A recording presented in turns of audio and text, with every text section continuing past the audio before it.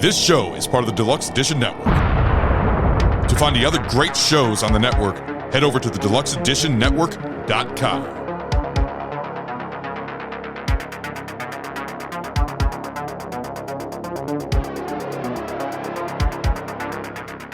Hello and welcome to another episode of Deluxe Edition. I am your host, Casey Shearer, and joining me once again, Ray, the podcaster. What's going on, Casey?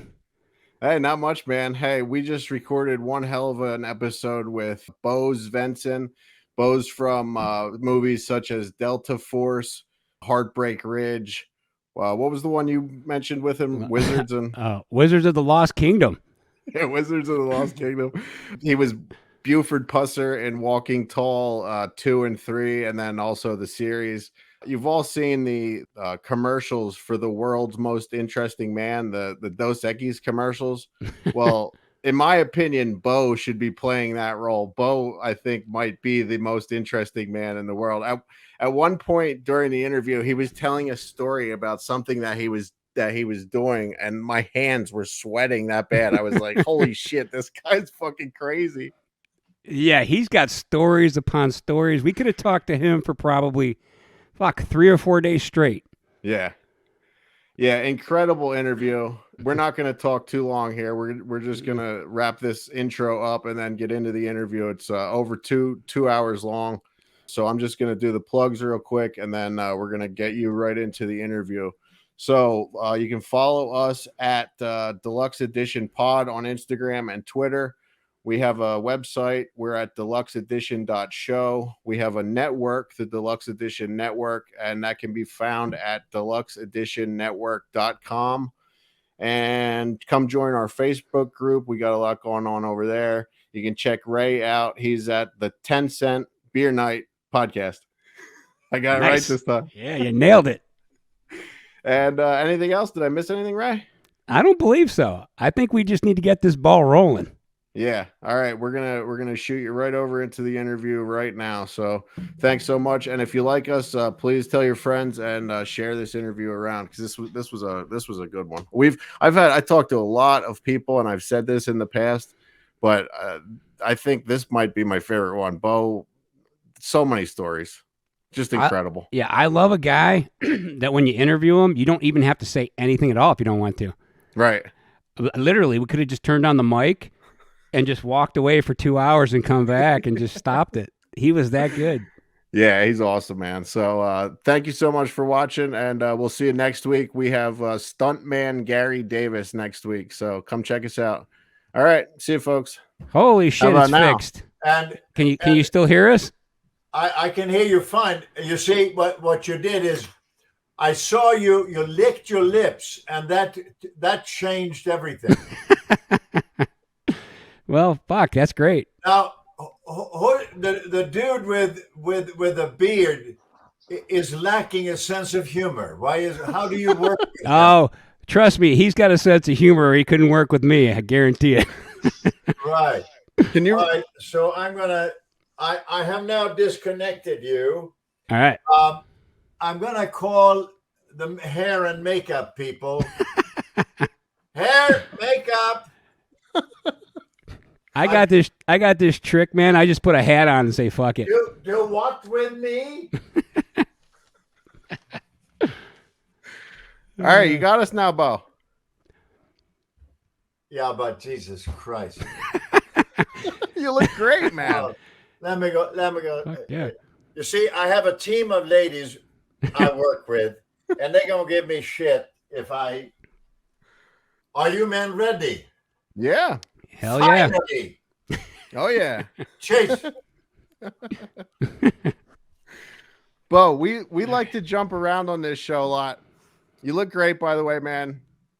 Thank you so much for joining us. I hope you don't mind that we jump around your career quite a bit. Career? Yeah, we're not going to go chronologically, if that's all right. Huh? I've been preparing for weeks. So have we. For a chronological rendering. Hey, the dude there, Olaf the Conqueror. Yes. Where Yes. do you live? I live in Cleveland, Ohio. My name is Ray. And you are Bo. I live in California. Who lives in California. And the bearded young man. Where do you live? I'm Casey, and I live in Tallahassee, Florida. So how do you two know each other? We met on the internet. Yeah. Really? Yeah. Isn't that just crazy? I guess. Hey, man, it is what it is. You know what I mean? It's a crazy world. Anyhow, so here we are. So I'm going to move this over to there. Okay. Yeah, hey, I'm here to serve, so do your thing. Yes. Bo, I want to start the interview. Will you tell us your Pablo Escobar story? Oh, Jesus. Oh, gosh. I can. Do I want to? Why? Okay. Fine. You did say you were here to serve, so. Yeah, I know. Right. Okay. So it was 1812. At some point in the middle part of that year, my Italian agent had roped me in to do a picture called whatever, I forget what it's called, Tides of War in Cartagena, Colombia. Planes did not fly to Cartagena, Colombia, so I had to fly into Barranquilla, Colombia. I did, because I'm very obedient. Make note of that. So as I get off the plane, this was a walk-off, you know, where you walk down a thing, and I see two guys standing on the tarmac, and I recognize these two people, and they were in civvies. So I said, "You so and you, yeah." I said, "What are you?" What? These were two men I had served with in the United States Marine Corps. Anyhow, I said, "What you guys say?" "Oh, Bo, well, Swede, we saw you on the manifesto, you know, passenger list, so we thought we'd come here and bother you." Well, all right, fine. So then they said, "Well, so where are you going?" I said, "Going to Cartagena." "Okay, right. Well, here's our card. So if you need anything, we're at the embassy. So if you have a problem, whatever, give us a call." I said, "Fine." And then he added, "Our phones at the embassy are bugged, and so be careful of what you say." I said, "Okay, fine." So I got a 3-4 hour ride to Cartagena, working on the movie. Say words, say more words. Oh, Jesus, who wrote this?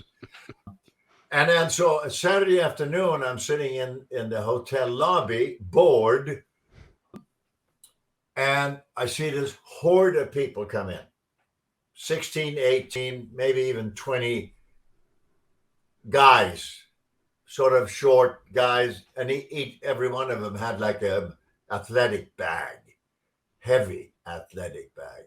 And in the midst of this horde was this other itty bitty guy with kind of oily hair over to the side. So, and I'm seeing them, they're coming in left to right, and I'm watching. So then the front desk was over my right shoulder, some distance away, and I could see everybody there. They were all petrified. They straightened out real quick, and it was dead silence. So the horde disappeared. So that evening, I'm sitting by myself, as I'm nobody wants to be with me. So I'm by myself, having dinner at the hotel, and the hotel's name was Delfini. And anyhow, so I'm just about done, and fabulous. Oh, the tropical trees, sloths. It was an absolutely amazing restaurant around a swimming pool. All right, so innocently, I'm saying, here comes the horde. And I see the goons, man, they take up positions here and there. So, and then here comes the itty bitty guy. And he sits at a table, about 2 or 3 tables away. And the people between that table and me, they just got up and left. So, and I get it. Okay, so the dude is important. Fine, good for him. And so I'm finishing up my meal, and I hear, psst, hola. Huh, me? And the dude is doing this. And I went like that. And so then a couple of goons came over and said, but they didn't say it this way. This is my recollection of what they said. Hola, señor, habla con el jefe. Like, come and talk to the boss. So I said, well, I tell you what, I'm going to finish my meal and pay, and I'll come over and say hello to him. So I paid. I went over, I pulled out a chair, sat down next to him, and I said, and I'm fairly certain this is exactly what I said. I said, you got to be pretty important to have all these goons around you. And he was not a really itty bitty guy, but maybe he weighed 210, whatever. He grabs my arm, and he says, "Very bad. I'm improving on his English." Anyhow, he let me know that he's so important he can't take a crap in his bathroom while feeling safe. So, okay, I can't take a crap. I can't poop in my own bathroom and feel. Oh, I can't feel safe pooping in my own bathroom. I think that's probably what he said. I said, well, why don't you change your occupation then? I'm a simpleton. If that doesn't work, well, change it. And then we talked some more, and I asked him, how many people? I said, okay, so you got all these people here, man. And then, so how many people do you got working for you? And he said, 18, maybe 20,000. Oh. And this is the memorable line from this meeting. I said, well, doesn't it take a lot of guns to keep that many people controlled, doing what? No, senor. Quoting the dude, I give Levi's Nike shoes much more powerful than guns. And I reflected on that. There's a lot of truth in that, because in South America, man, so even the poorest people have at one time or another seen television, right?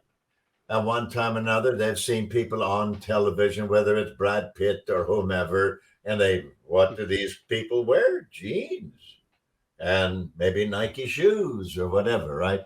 So that is a sign of success, of well-being, feel good. So these folks here, okay. So that's how this was 88, I think, yeah, I believe it was 88. So that's how he controlled these people.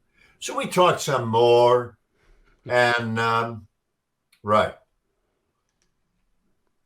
And it doesn't matter for the purpose of this thing here. It doesn't matter. But he told me he had children and shit, and then he also said he asked me some questions. He asked me blah blah blah, and I said, he asked me if I had animals, and I said, yeah, we actually have 28, 29 animals. At the time, we had a bunch of chickens, and we had 3 or 4 dogs, and as I told him that. Oh, and he told me, I think he said he had some elephants and some hippos. Oh. I don't know how I phrased it, but I think I told him that was dumb. Anyhow, it doesn't matter, guys. I mean, I didn't know who the dude was, but I did. So after a while, I this was going nowhere.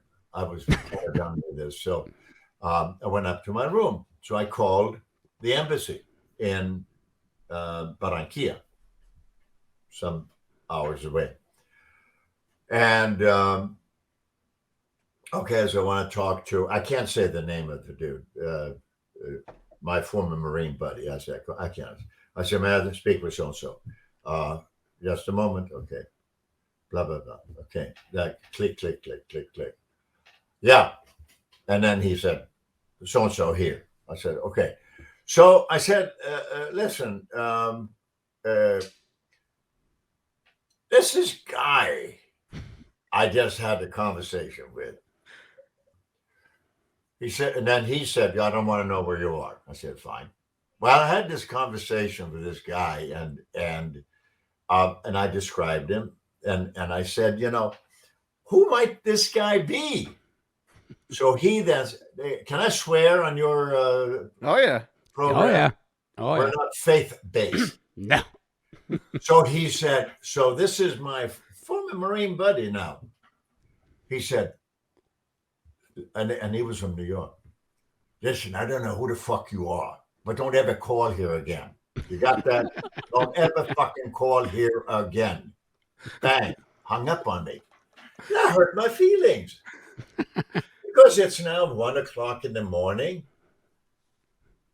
And I was being curious and nice. So, well, okay. So I went to bed, went to sleep, fell asleep. 4, 5:30, 5:00, bang, bang, bang, bang, bang, bang. So I get to the door now, and he, so both of these guys were there, standing there, and I in those days I slept naked, so they looked and I said, "Oh Jesus, put some clothes on and come." I don't know if they were impressed or felt sorry for me. Whatever. Why is it looking like that? No. Anyhow, so they left. We left. I went in, put on clothes, and he said, "Come on, okay." So we walked out a side stairs, and I come outside the side of the hotel, and I see all these militia guys lining up, M16s or whatever they had. I didn't ask. I didn't go over and look. What do you got there? What's your serial number? I didn't do that. And then, so they had this big ass blue Bronco. And they said, okay, hey, sweet, get in. So I got in, and it's like 1.5 plexiglass inside the window. And it was like closing a safe. It was like being in Wells Fargo, going to a safe deposit. So it was a very heavily armored car.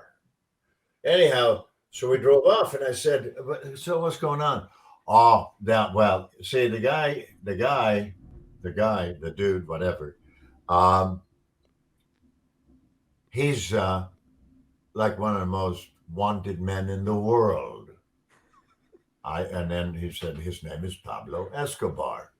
And what do I know? I'm just an actor.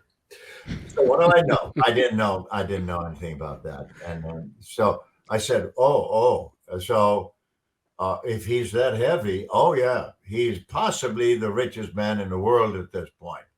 And yeah, he's heavy duty. I said, oh, okay.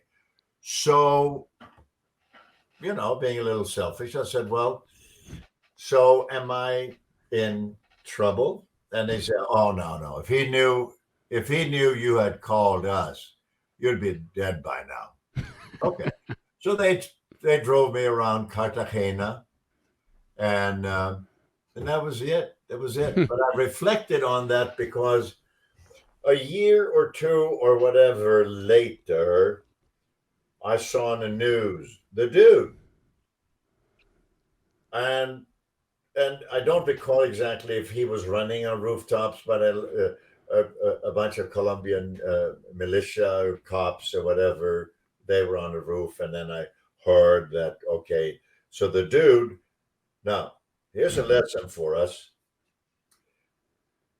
I learned that he had slept in what was like a coffin in the floor. And it was a 4-inch or so vent that piped in fresh air. But there was like a coffin in the floor with a carpet over it. And then something for him to pee in. So I'm thinking, okay, there goes my ambition of being the richest man in the world. Because if peeing in a bottle while hiding under a carpet in a box or whatever on the floor, man. So I reflected on having told the dude, I said, maybe you should change your line of work or your occupation or whatever. Well, he did, but not the way he wanted to change it. All right, done with that. You know what I get from that? When you talked, you referred to yourself as people calling you the Swede. Is that like your nickname to a lot of people? No. See, I was born in Sweden. Right. I know that, but I'm just saying, Right. do a lot of people call you the Swede? So I came to America when I was 17, and I am ever so grateful. Oh, man, am I ever. So a lot of people back in those days, when I came here, I was Jompa Jimmene. Hello, how are you? What is your name? It hasn't gotten much better over the years, but I'll disagree, man, because your Southern accent's pretty fucking good, man. And Walking Tall, I forget you're from Sweden watching that. Oh, well, thank you. Well, yeah, thank you. You're very kind. Too kind. How can you work? A bearded one. How can you work with them? Bearded one. All right. So where were we? Oh, you were asking questions. Yeah. Yeah. The reason I wanted to start with that story, Bo, is just to show how, I mean, you were not intimidated. You see all these goons and thugs walk in. I mean, you didn't know at the time that he was the richest man in the world, but you were not intimidated one bit. I mean, you're like a man's man. Oh, I don't know about that. But anyhow, maybe. Later. No. Wait a second. It was right around that same time, or was it later? I don't know. I am doing a picture in Belgrade, Yugoslavia. And the U.S. ambassador had invited me for dinner. I don't know why. Maybe he was lonely. So they came and picked me up, Marine, picked me up, took me to the ambassador's residence, and I could come in there, and I see, oh, no, I'm doing it ass backwards. The hotel we were staying in, I guess some of the crew and the other actors and whatever. I actually ended up directing this thing, but that's a different story. So we were staying, we were shooting nights because it was a horror picture. Shooting nights, so I would come down at 10, 11 o'clock to have lunch, right? And every day there were two really so unpleasant looking men sitting at the same table every day and smoking. And there were some really bad vibes around them. So one day I went over, pulled out a chair. I'm bored, man. We're shooting nights. So I pulled up a chair and I said, hello, my name is Bo. I'm here making a movie. And who are you? And okay. So they told me the names. Whatever. And so they let me know that they owned a hotel. Oh, okay. And then I said, well, I thought the Yugoslavian basketball team Red Star owned a hotel. Well, we own that too. Oh, okay.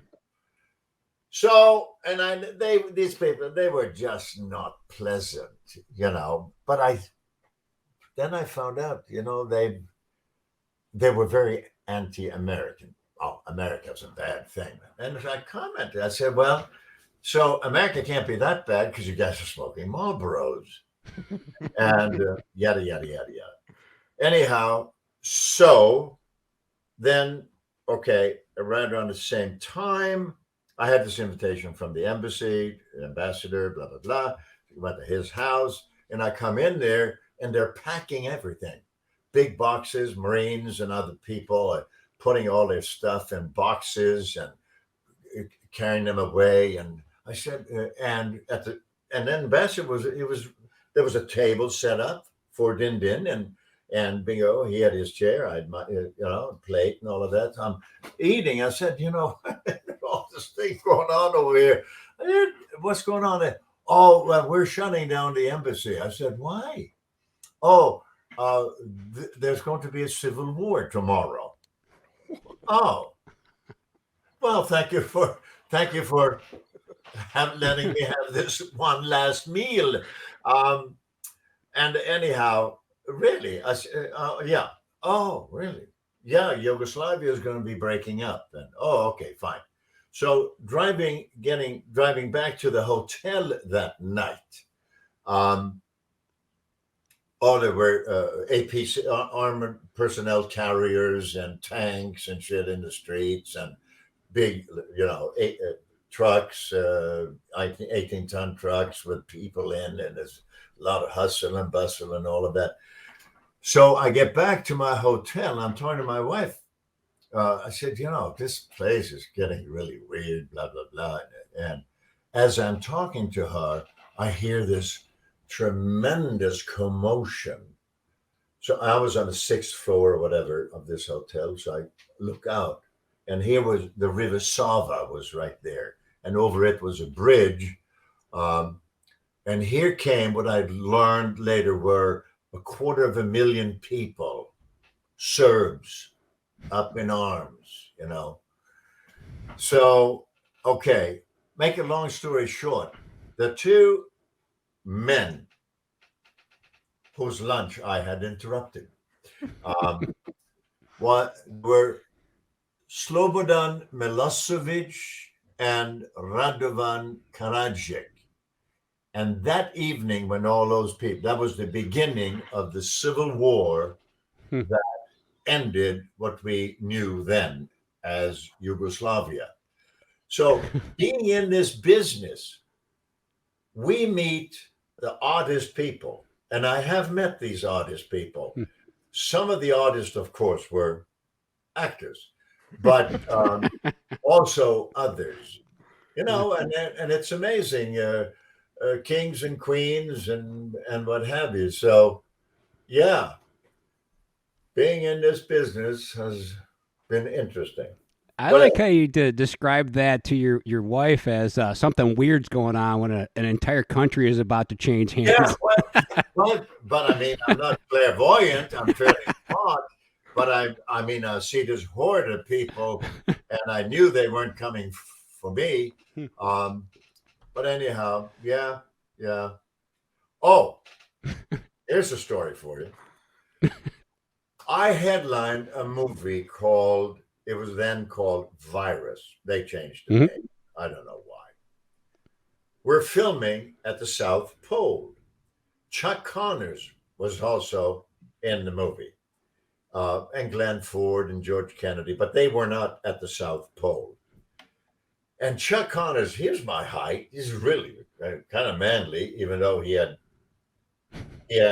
done some unmanly movies back in his youth, when he was undecided about certain things about himself. But he was very manly, very the rifleman, right? Yes. But he said, so we're filming at the South Pole aboard this ship called the Piloto Pardo, Chilean ship. And we were living on a Swedish flagged ship called the Lindblad Explorer cruise ship. was great, man. That was back in my drinking days. So, I really like that ship. My time. Who was that? That's my son. Hey, son, how's it going, man? Step Oh in my there. God. I have to see what you're offering. Hey, dude, what's going on? Give him the thumbs up and get out of my screen. Ah, That's not a thumb where I go. That's what I'm stuck dealing with here. Jesus Christ. Where were we? He's 10, so you got to forgive him. He's learning all the words. Oh, that's wonderful. What a great age. Yeah, that's a great age. So, yeah, let me see now. Where were we? Oh, yes. At South Pole. So the Lindblad Explorer was a ship we were on, and that's where we were living, and there was the Pilota Pardo, etc.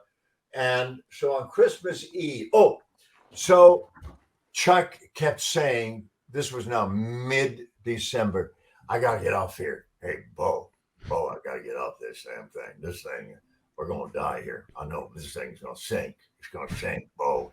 Bo, it's going to sink. I'm telling you. Bo, it's going to sink.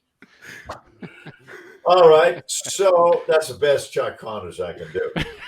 Anyhow, so he browbeat our Japanese producer into letting him off the ship.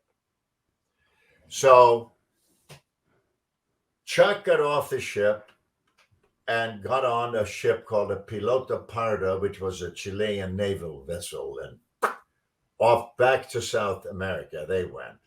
Christmas Eve, 4 or 5 days after Chucko, baby, made his escape.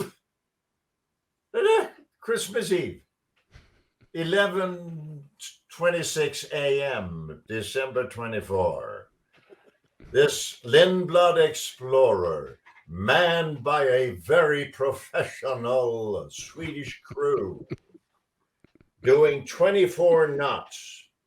And the captain, what was the first? Captain decided we're going to do a shortcut. Doing a shortcut. And wouldn't you know it, right where the shortcut was, a volcano emerges right in the path of the ship, and the ship hit, bang, bang, bang, bang, bang, bang, bang. Broke the keel in 4 places. So the ship is starting to take on water. Here comes a Russian ocean-going tug called the Hurricane. And the Pilota Pardo, having just deposited Chuck Connors back in South America, was returning with supplies, film supplies, or whatever. So here it comes as our ship, the Lindblad Explorer, began to explore the bottom of the ocean at the South Pole. So,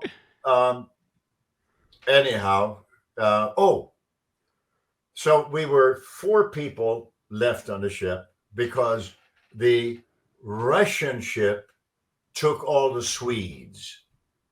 But you see, because I was considered American, the Russians didn't want me. So I stayed on the ship along with the captain and the first mate, or maybe the chief steward, and, a Canadian guy, lovely guy, Tony Robineau. So we all sort of went down into the hold because we knew that the ship was going down. So we helped ourselves to champagne, Moët Chandon, and $300-400 bottles of pristine Moët Chandon. Never taste as good as when you're sitting on the poop deck of a ship that is sinking at the South Pole. And we cheered each other. Oh, it was wonderful. Merry Christmas. Merry Christmas. A little more.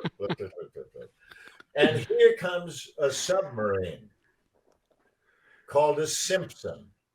It was a diesel-powered Simpson sub that the Chileans had bought from whatchamacallit, from the U.S. Navy. So it was on the Simpson, a submarine, that I was returned to South America. And there was, and of course, all the bunks on submarines, they are filled with people who have duties. Oh, crap. So I got the bunk of someone, must have been some junior guy, because on my bunk was a big red wheel that they would now and then. So I'm trying to sleep and I couldn't turn because there's a wheel right there. Couldn't turn. So I would sleep hugging the wheel. Oh, man. Oh, what a trip that was. Oh, and then they would come and poke on me and they had to turn the wheel. And I never figured out what it was. I didn't care what it was for. But, and there was a problem with the sub. So we had to return. We had to cross Drake's Passage on the surface. So this sub, man, is doing 60, 65, and it's going to flip over. It's going to flip over. Oh, it's not flipping over. Okay, that's good. Oh, now it's going to flip. Oh, it's going to flip. It's going to flip. Is it going to flip? And then, ¿cómo se dice? No. Is it going to flip? Is it going to flip? Oh, it's going to flip. Oh, man, there was like 2 days of that stuff, man. Wow. So this business is not boring. I can't imagine you on that would be a sight to see, is you on a submarine. Aren't you like 6'6"? Yeah, 6'5", 6'6", something like that. Oh, wait a second. Here's my. So we were highly doubting that you could get down the aisles on a submarine with someone coming the other direction. Oh, yeah. You know what?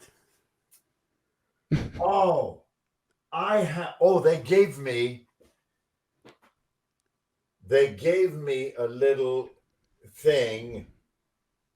And they wrote, "I hate this fucking boat," or they had written that, quoting me because, I hit my head a lot. Oh yeah, because boat is doing this. Oh, here we go. We're going over. No, we're not doing that. Anyhow. All right. Sorry, I digress. Yeah, I've toured submarines. They're not fun. I'm 6'2". They're hard to get around. You mentioned you left Sweden at the age of 17. Yes. I know that you had $50 in your pocket. You made it all the way to Chicago. Yeah. You spent $1 on a hamburger. Nope, in New York. Oh, okay. And here, it was not amusing at the time, but 17, cocky. I'd taken English at school. I got this, man. I got this. So I landed in New York. I forget what the airport's name was. But in those days, to get to America from Sweden, you had to fly from Sweden to Norway, from Norway to Ireland, Prestwick, or Scotland, Prestwick, wherever that is. Prestwick, Scotland, Iceland, Greenland, Gander, Newfoundland, New York. Because, these were not jets, man. These were right. Yeah. Anyhow, so I arrived in New York and I'm hungry. So I thought, I'm in America. I'm going to have a hamburger. Yes. So I went over and to a guy and I said, so I'd like to have one of those. It went in my Swanglish. And he said, so what you want? What you gonna have pickles? What you gonna have? I said, what? I couldn't understand a word he was saying. Not a word. And it was humiliating. Oh, I thought, oh crap. All those years of English. And I said, pardon me? And then more New York, kind of Brooklyn, kind of, just get to the point. What are you gonna have on it? Whatever. Anyhow, yeah. So that's right. So I had $50, but I spent some of it on that hamburger, The next flight was to Chicago. Tired, man. So get off the flight, you know. So I sat on a bench. I fell asleep. Oh, woke up. My money was gone. It was all gone. So I got a cop, and I said, you know, I'm supposed to be in, I think it was Antioch or Kenosha. I said, but I don't have any money. Someone took my money. So that airport cop, they drove me to the end of their jurisdiction, and then the next jurisdiction picked me up to the end of their jurisdiction, because I came home. I was a hockey goalie. Anyhow, so yeah, so that was my. So yes, did I start with nothing? Yes. So that was when you left Sweden and came to the United States, that was your goal? You were going to be a hockey player? Well, I kind of was. I mean, I was a pretty good goalie. Right. But that was not meant to be, because then in the second preseason game, the defenseman, one of the defensemen, fell back on my left leg. So it bent in the wrong direction. And that was the end of that. So then we didn't have television in Sweden. You know, the polar bears wouldn't let us. But there was television, black and white television, and my leg is in a cast, and I'm feeling sorry for myself. And so I see, oh, wow, the guys with uniforms, they get the girls. So I talked to my coach. I said, I like one of them uniforms. What kind? Which one do you want? I said, oh, the blue, with the white hats. Oh, the marine. Yeah, marine. Yeah, that's it. Yeah, marine. Yeah. Right. So he got me to a marine recruiter, and that was Kenosha and Antioch. I forget when the hell that was. So you have to do deep knee bends in those days. Well, I just gotten out of this one.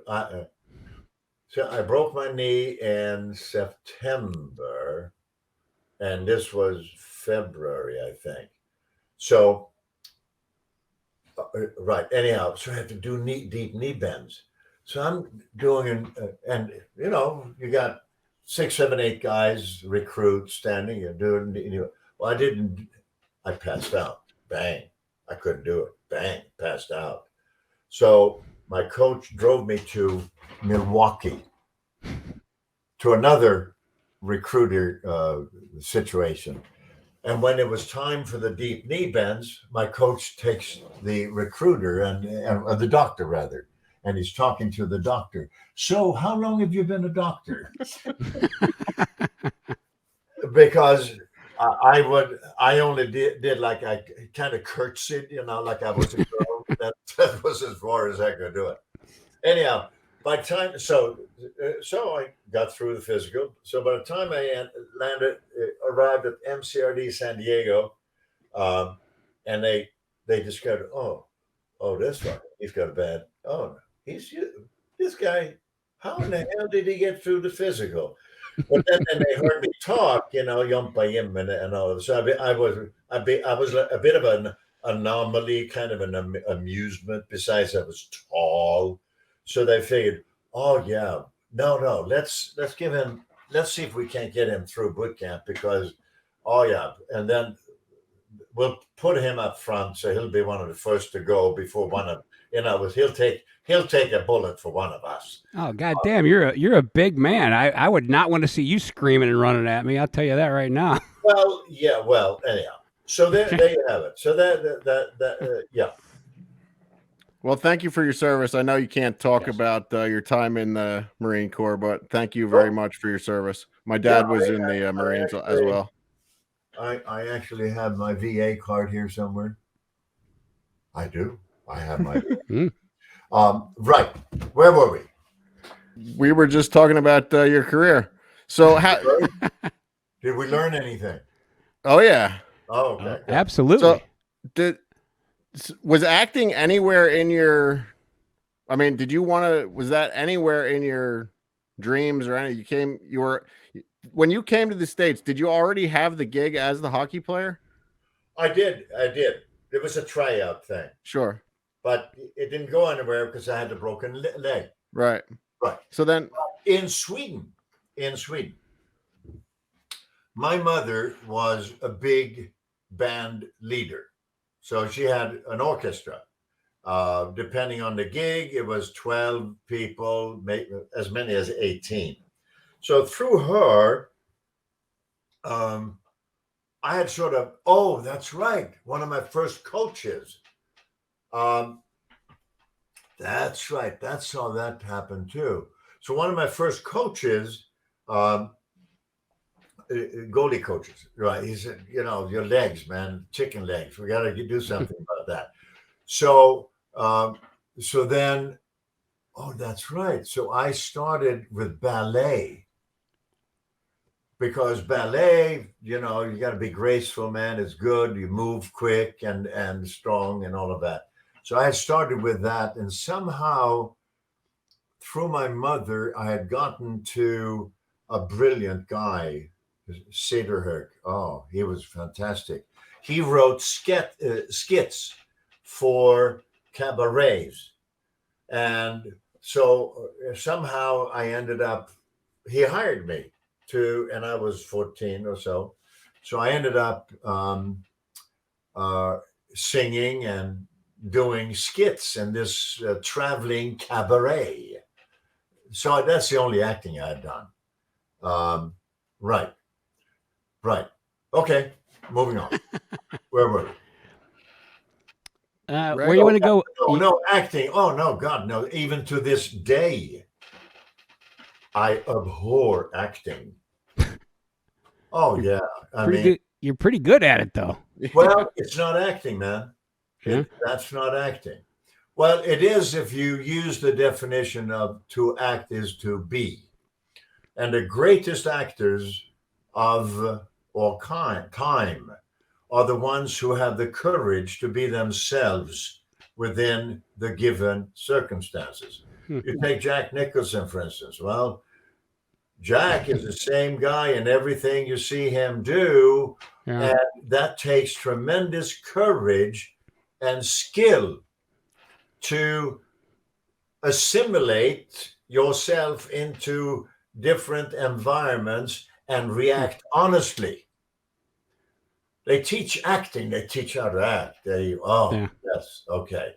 No, that's not what the gig is about, because the world evolves around honesty. For instance, take the word art. What's the origin of the word art? The first three letters of the word artificial. The greater the art, the less noticeable the artificiality. So these acting schools, if they teach people to pretend to be the last leaf falling off the oak tree in autumn, or so the most admirable actors that I know of are the ones who have the courage to be themselves within the given circumstances. Now, see, I find that kind of weird because, like, I've seen you in a lot of movies where, like, I want to say, like, North Dallas 40, where you're playing, what's his name? Yeah, Joe Bob. Yeah. Joe Bob. And there's a scene in there where you're talking about how tired and hurt you are. That's an amazing scene. And it's completely different from, like, Snow Beast, where I first saw you. Yeah, right. And it's so goddamn different. And then I didn't know this movie existed until recently, Special Delivery. Dude, I love that movie. Oh, I know. Wait a second. Man, that's a good movie. Well, hey, man, there's a story there. So we did the movie. By the way, I talked to Patrick Wayne about this recently. I met him at some function. So we did the movie. the movie played at Cinerama Dome, was the premiere. And what? But no, actually, yeah, right about at the same time. John Wayne, for some reason, was curious about me, so he had a screening of Special Delivery, and so he's sitting watching it, and then wait a second, hold it. I own this movie. Oh no! And what do you mean? Oh, that's my screenplay. I bought that screenplay. It's mine. Make a long story short, John Wayne had bought a screenplay called, I think maybe whatever. He had stopped at his favorite bar on Sunset Boulevard on his way to Newport, having a few drinks, and he had the screenplay, and he had, I guess, flipped through it or whatever, few drinky poos, and he leaves. And he leaves the screenplay behind. Oh. The bartender's name was Don Gazzaniga. Well, Mr. Gazzaniga was no fool. He flipped. This is pretty good. This is entertaining. He typed up a new title page.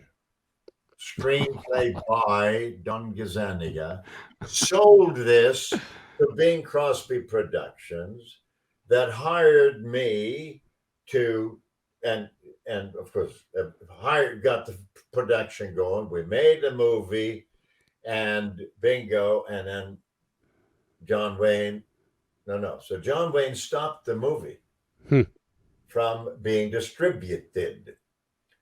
So there's, but then I guess he relented or whatever.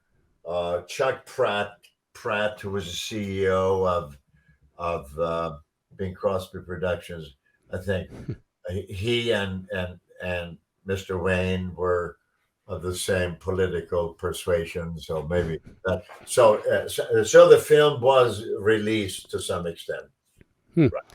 Well, my other question for you about that movie specifically is, Cybill Shepard's in that movie, and I promise not to tell your wife, but how cool was it to make out with her when she was that smoking hot? Well, young man, she's no doubt a very nice person. Yes. But I wasn't into Cybill. Wow. Yeah. That's one of my many shortcomings. Right. Nice person. I understand she did very well. Mm-hmm. I think Mr. Bogdanovich is still with us, is he? I don't know. I don't know if Pete's still with us anymore, but yeah, they had a thing. And God bless them both. Yeah. Right. No, there was, I don't recall any chemistry. That's a damn shame. Well, it is what it is, man. And I will say this, John Wayne stole his personality from his stuntman, and I bet if the two of you would have fist fought over that movie, you would have won. Well, who knows?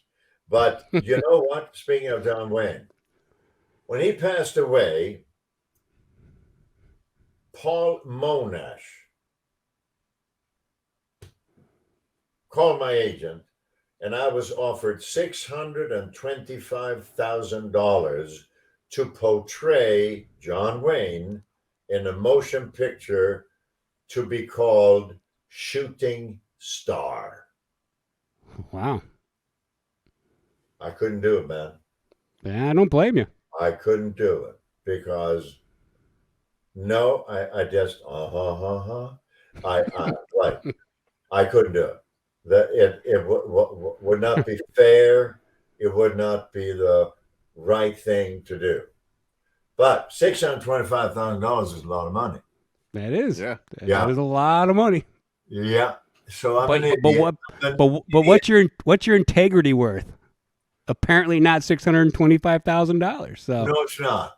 I've done a bunch of dumbass movies, and later I said, "Oh, why did I do that?" And then, oh yeah, the money. Oh yeah, it was the money. Right. That happened many times. Well, going back to what you said about people, you basically were just yourself in these movies. Doing the research that I did for this interview, I've been watching a lot of your old movies that I was not familiar with, and it seems like you said, I believe everything that you're doing in those movies. Like how many of your own stunts were you doing at the time? I have utmost respect for stunt guys. Utmost. And I understand them. There are many of them who are pissed off because they feel and felt that I deprived them of income. And no doubt did I do that. For instance, in The Great Walter Pepper, I knew that the studio, Universal, had enjoined George Roy Hill from any wing walking. There could not be any wing walking in the movie. And George Roy Hill and I didn't get along that well, but I liked him and I wanted to do something for him. So sitting in a bar, I think I was on Friday evening, and I was never much of a drinker. Well, there were times when I was, but anyhow, then I wasn't. Jim Appleby, who was one of the stunt pilots, I'm talking with Jim, and I said, why don't we go up and do that sequence? And he said, oh, yeah, okay. Yeah, let's do it. We'll do it tomorrow. Oh, yeah, okay, we'll do it tomorrow. So Jim got the Robert Redford mask and an Arriflex with a 400-foot mag, and so we took up I don't know if it was a Jenny or whatever it was. So we rigged the camera so that I was in the front cockpit, and then Jim was in the aft cockpit. Well, rigged it so that when I came out of the front cockpit and got out on the wing, you could see it was me. So we took off, and they're around 4,000 or 5,000 feet. Doesn't matter, man. If you're gonna fall off a plane, if it's 1,000 feet or 5,000 feet, it doesn't make much of a difference. The wet spot may be a little different. That's all. So we get on up there, and so he tapped on. He was ready, so he tapped me on the shoulder. So I got out of the cockpit, and I climb out onto the wing, and there are two sets of struts. These are the vertical things that hold the two wings together, the upper and lower. So I get to the first set of struts, and I look back at him, and okay, so yeah, I get out between the first and the second set of struts. This is where the wires cross like this. So I get there, and I'm just about at the center of the X when I see the horizon doing this. And he's picking up airspeed, man. So he is descending, and I'm looking back at him, and I'm holding the wire, and I'm looking back at him, and he is doing this. And before I knew it, bingo, my feet, I think I was on my knees at that point. My feet came out. I'm hanging like a pennant. Jesus. And I'm looking back at Appleby, and he is still doing his head jerk like this. And then, oh, crap. And then, so instead of looking right down at the ground, okay, so now here comes the horizon. Oh, goody, goody, goody. And as the horizon come up, then my knees contacted with the wing, and I moved back into the airplane and stepped through the wing because this was not one of my favorite experiences. And now get back in the cockpit. So then when we did a military deep brief, it sounded like this. What the fuck? So then we debriefed, and we then figured out when back in the 1920s, when they did wing walking, the guys who did that weighed 110, 115, maybe 100. I weighed 225, 230. You get that weight up there, bingo, on the wing, and up, and it's the drag and all of that. So anyhow, stunts, right? So that's one of stunts. Oh yeah. So what happened? Oh yeah, that's right. So we took the film. Yeah, was somebody? I hope somebody was filming that. Was somebody filming that? No, man. This is. Where were you when I started this story? Were you? Appleby had the Arriflex over his left shoulder, so he started it, and when he tapped me on the shoulder, that meant the camera was rolling. You wouldn't know about that because you're all video. So anyhow, yeah, I mean, we filmed this. It's in the movie, dude. Okay, I didn't. Well, I'm sorry, I didn't get to that one yet. It's on my list. That's 2 demerits. I will tell you this about that movie, Casey. The cinematography in that film is fucking amazing with the stunts. Mr. Sturgis. The cameras are just in the planes and they're moving around, and it's amazing because that's the 70s, man. That's amazing camera work for what they did. So here, guys, my wife is going to tell me this dinner is going to be ready here any minute now. What time is it? Oh no, maybe yeah. All right. So we took the film, taped it, put it in, so that on Monday the film got in with the exposed film from Monday. And then, because they had shuttles, so they flew that, all the canisters flew back to LA Monday evening. So I think it was on Tuesday morning, it must have been, when Lou Wasserman, who ran Universal, saw the dailies. In the dailies, you see Bo doing all this stuff on the wing, and then at the end, and he's coming back now towards the cockpit, and then he steps through the wing, and then we have run out of film. So Mr. Wasserman, as I have heard it, Mr. Wasserman called George Roy Hill on the set and said, "Is that Svenson guy still with us?"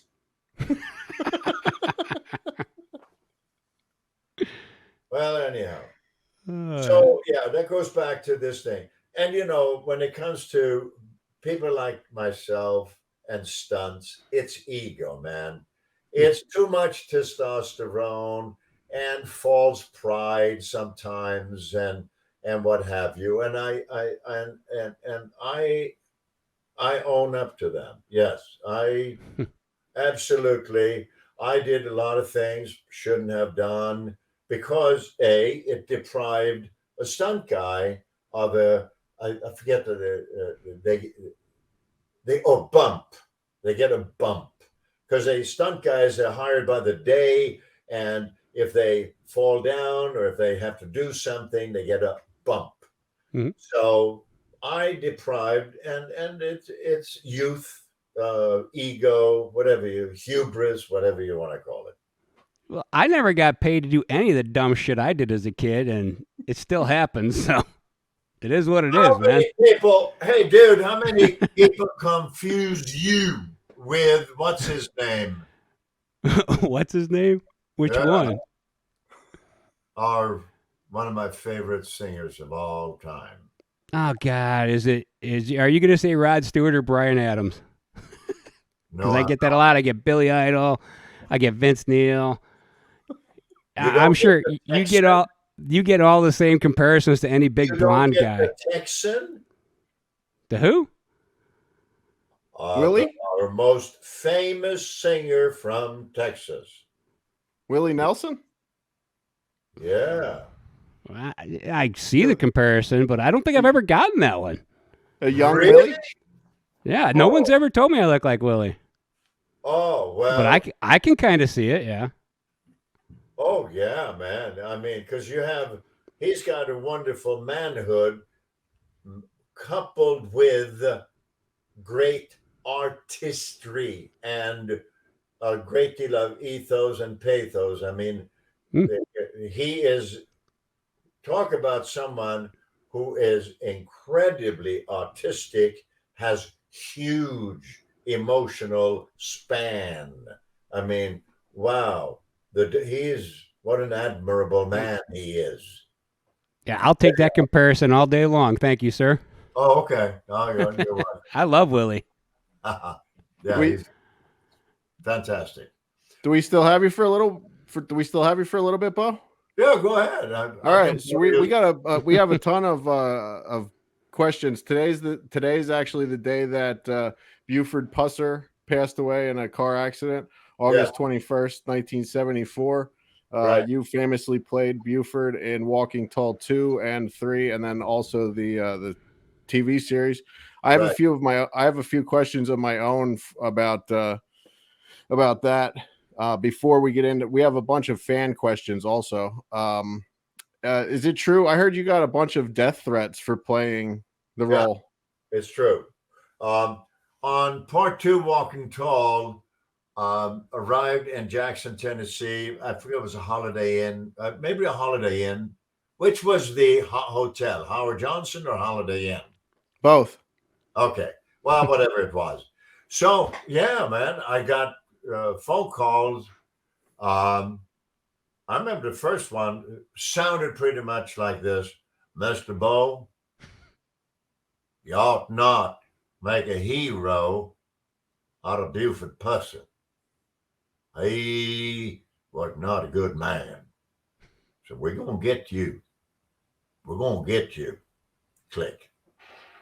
So a captain at the Jacksonville PD, this is funny. That's actually a fun story here. So he came over, gave me a 38, snub nose 38,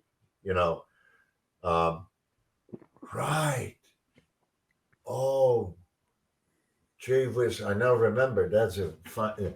So we knew that, there were the death threats. I think the FBI kind of monitored, but it TBI, Tennessee Bureau of Investigation, all that. But, oh, man. So one night, I used to go to dinner with this one actor. I can't say his name because he may not want that. He may not want anyone to know that we socialized or had dinner together. Anyhow, so we go for dinner, and we always took a police car because they were just sitting there, So I took a police car to drive out from the Holiday Inn, I think, up on what's called the I-40 bypass. And it's at night, and we did all these threats and this and that. So we get up on the I-40, I said, lights come on a car in the parking lot.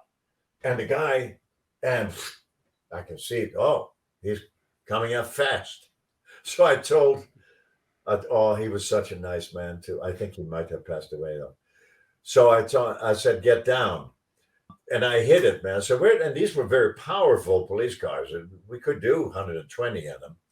And the guy is gaining on me. So I'm thinking, oh crap, this is not going to turn out well. But so I kind of slowed down a little bit, and then I stepped on the parking brake, because that's how you spin a car out. So I spun the car out so that the dude flew past me, and then I got up behind him, and then I floored it, and he slowed down. So I floored it, and I nailed him in from behind, man, and bingo, forced him into a light post. And okay, so I'm out of the car, and I had to yank to get the driver door open because the car was all beat to shit, because he had been in the light post and whatever. So I yanked the car door open, and I grabbed the guy down on the ground and stick the 38 in his face, and he looks up at me. I'm so embarrassed. So the guy says, "Mr. Bo, can I have your autograph?"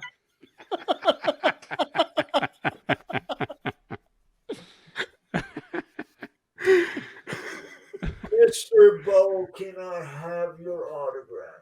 So he was just a fan of yours. Well, that's not how you go about getting an autograph, folks.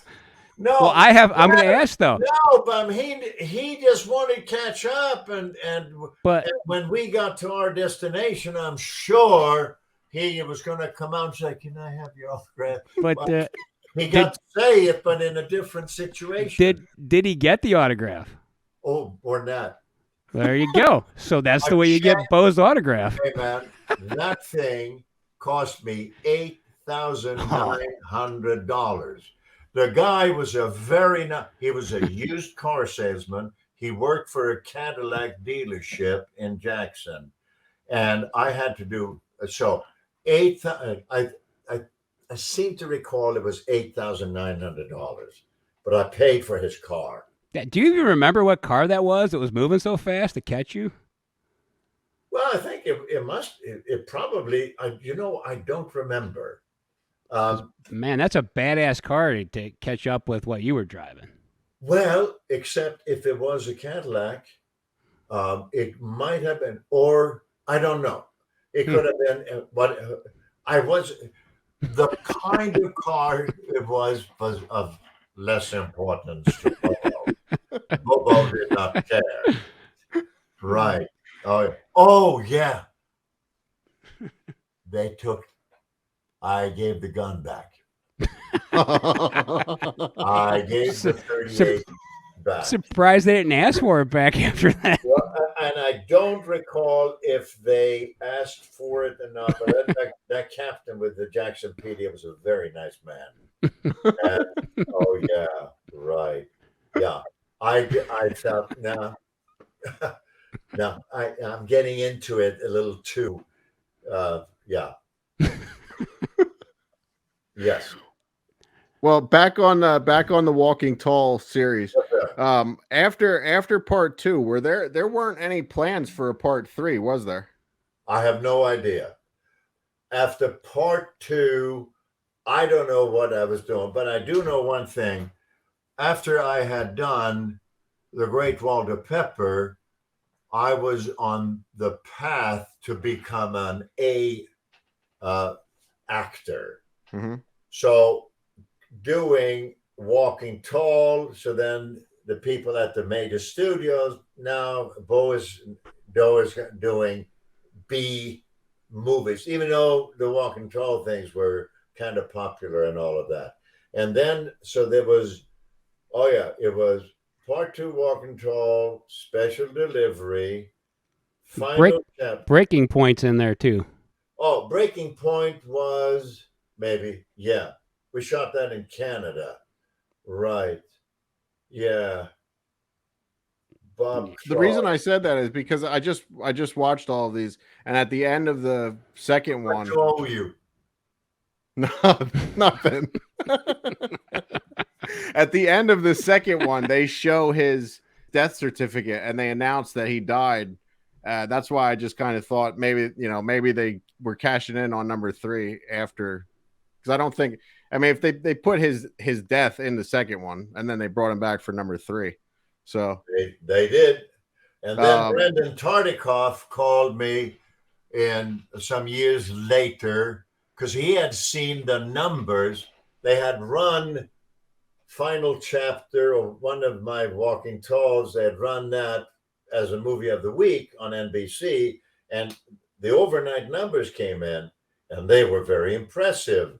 So Tartikoff got a hold of my agents at ICM, and does Bo want to do a pilot? And I said, why?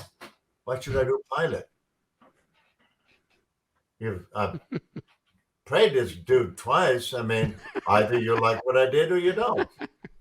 So we did 6 or 8 on the air or whatever it was. Yeah. Right. So, right. And you know, talking about the Walking Tall movies, those were very important to a relatively large segment of the population here in America, as well as in Canada, Australia, New Zealand. Somehow, so much of motion pictures and television ignore rural America. And when they make something about rural America, it's denigrated, or in other words, the visceral importance is often lacking. Yeah, the stereotype is that people from the South are stupid. So how could they be how could the movie be good if everyone from there is stupid? It's similar to like In the Heat of the Night, another great movie that gets treated that same way. Well, and whatever the reason is, but for certain, one factor is that agents and managers and Hollywood producers and writers, they don't have much affinity for people who live in what's called a C and D markets. A market is the LA, Chicago, New York, and then we have the B markets, that would be the Philadelphias and what have you, right? And the C and D markets, rural America. Mm-hmm. Well, it doesn't really float a lot of people's boat in the business to be doing stuff that's going to be popular in those markets. And it's unfortunate because that's the real America. For instance, Tennessee. Tennessee is called a volunteer state. Yep. New York, Empire State. Philly or West Virginia, whatever, for lovers. It's for lovers. No, take Tennessee, man. Why is it called a volunteer state? Well, Tennessee provides more men and women volunteers for our armed forces than any other state. So here you have a state, 6 million people, and usually the economy, it's not very good there. A lot of things in Tennessee that cause young people to see the armed forces as a better alternative. But we who live in the big cities, we oftentimes, and I'm forgive me if I'm on a soapbox here, but having worked in these areas, I have an affinity for these people. These are really good people, and oftentimes saddled with difficult circumstances, and they make the best of it. They don't have as much of everything as many of us others do. They deserve respect. They deserve programs that, in essence, if not eulogize them, pay tribute to their toil and their accomplishment, their humanity.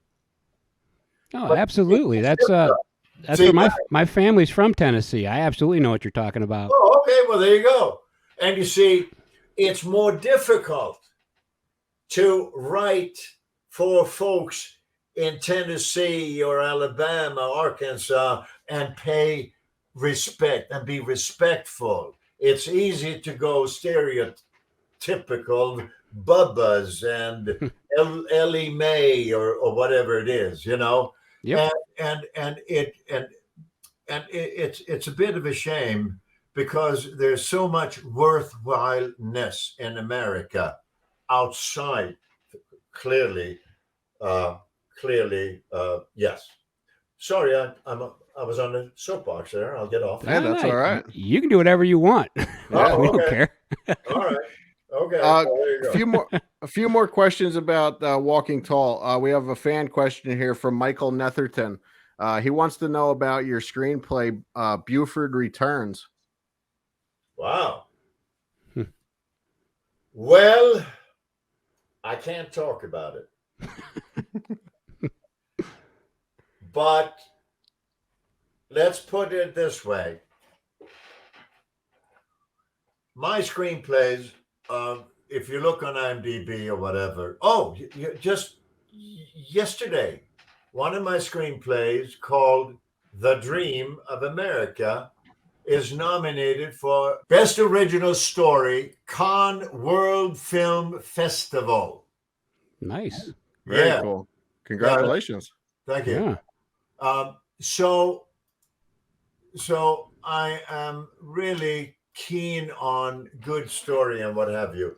So when they say screenplay, that's just the written version. It's nothing is complete yet, other than the screenplay itself, right? Of that one, right? The Dream of America. Yeah, but I believe I have one of the ladies works with me. She's I think we have 30 major film festival wins with my 4 screenplays that are anyhow. I have digressed. I'm sorry. So yes, I have something in mind for Tennessee. And the way I want to do this is I want it to benefit the state of Tennessee, the people of Tennessee. I want the state of Tennessee to own the picture. And I want the picture to be a backdoor pilot for a television series. And I want it set in West Tennessee. And I want it to deal with the challenges as I see them in America today. For instance, methamphetamine. Why? Well, I believe that there is so much feel bad in America for a multitude of reasons. Inequities. We pay more attention to those who make a lot of noise or are whether it's the not anyhow it's like the people. I need to be very careful what I say here. It's like the group of the month that gets a lot of attention. But when we look at rural America, it's not cool to pay attention to people in rural America. So oftentimes in these areas where the economy isn't great, unemployment is high, wages are low. So we all people, we are united by a deep-seated wish to be validated by others as we know ourselves to be. In other words, the better part of ourselves, we want others to recognize that so that we feel validated. Well, if you're not a great looking guy or girl, if you don't have a great deal of money or a position in society or whatever, oftentimes people will feel left out. And what do you do when you feel left out? Well, that hurts. It's a kind of a burning, it's a gnawing feeling deep within you, and you don't know why it's there, because we don't always articulate what we feel. We don't intellectualize it. We just know we don't feel, I don't feel good. And it's lack of all of that. So what? Oh. So for $10 or whatever it costs, I can have a few minutes of feel good, of euphoria. So for a few minutes, I can feel like those people I see on TV who have a lot of money and people applaud them and cheer them and, oh, they are admired. So it starts oftentimes, and I'm no expert at this. I'm only expert at one thing. I'm expert at feeling, and I have tremendous empathy for fellow man. So I visualize people in bars. Why do people go to bars? Why do women give themselves up for men they would normally not give themselves up to? Which people drink, people smoke pot, or whatever we as people do. Why do we do that? We are seeking a feel good that we are lacking in our lives. It's human nature. So what I have in mind with my film is I want to deal with not the negative aspects, but I want what I have in mind, I want it to be about gospel music.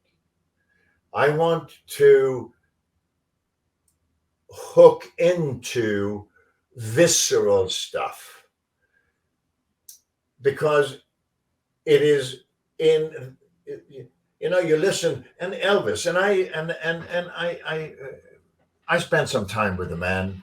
Well, it was Red West and Elvis and I. I got the man. The dude, he was a truly spiritual man. And it was when he was confronted with the other stuff, which is superficial, because there's something called cognitive dissonance. Cognitive dissonance is, what is wrong with this picture? I can't figure it out. I can't verbalize it, but there's something not right with this. So cognitive dissonance is enormously powerful. And how do we deal with cognitive dissonance? Well,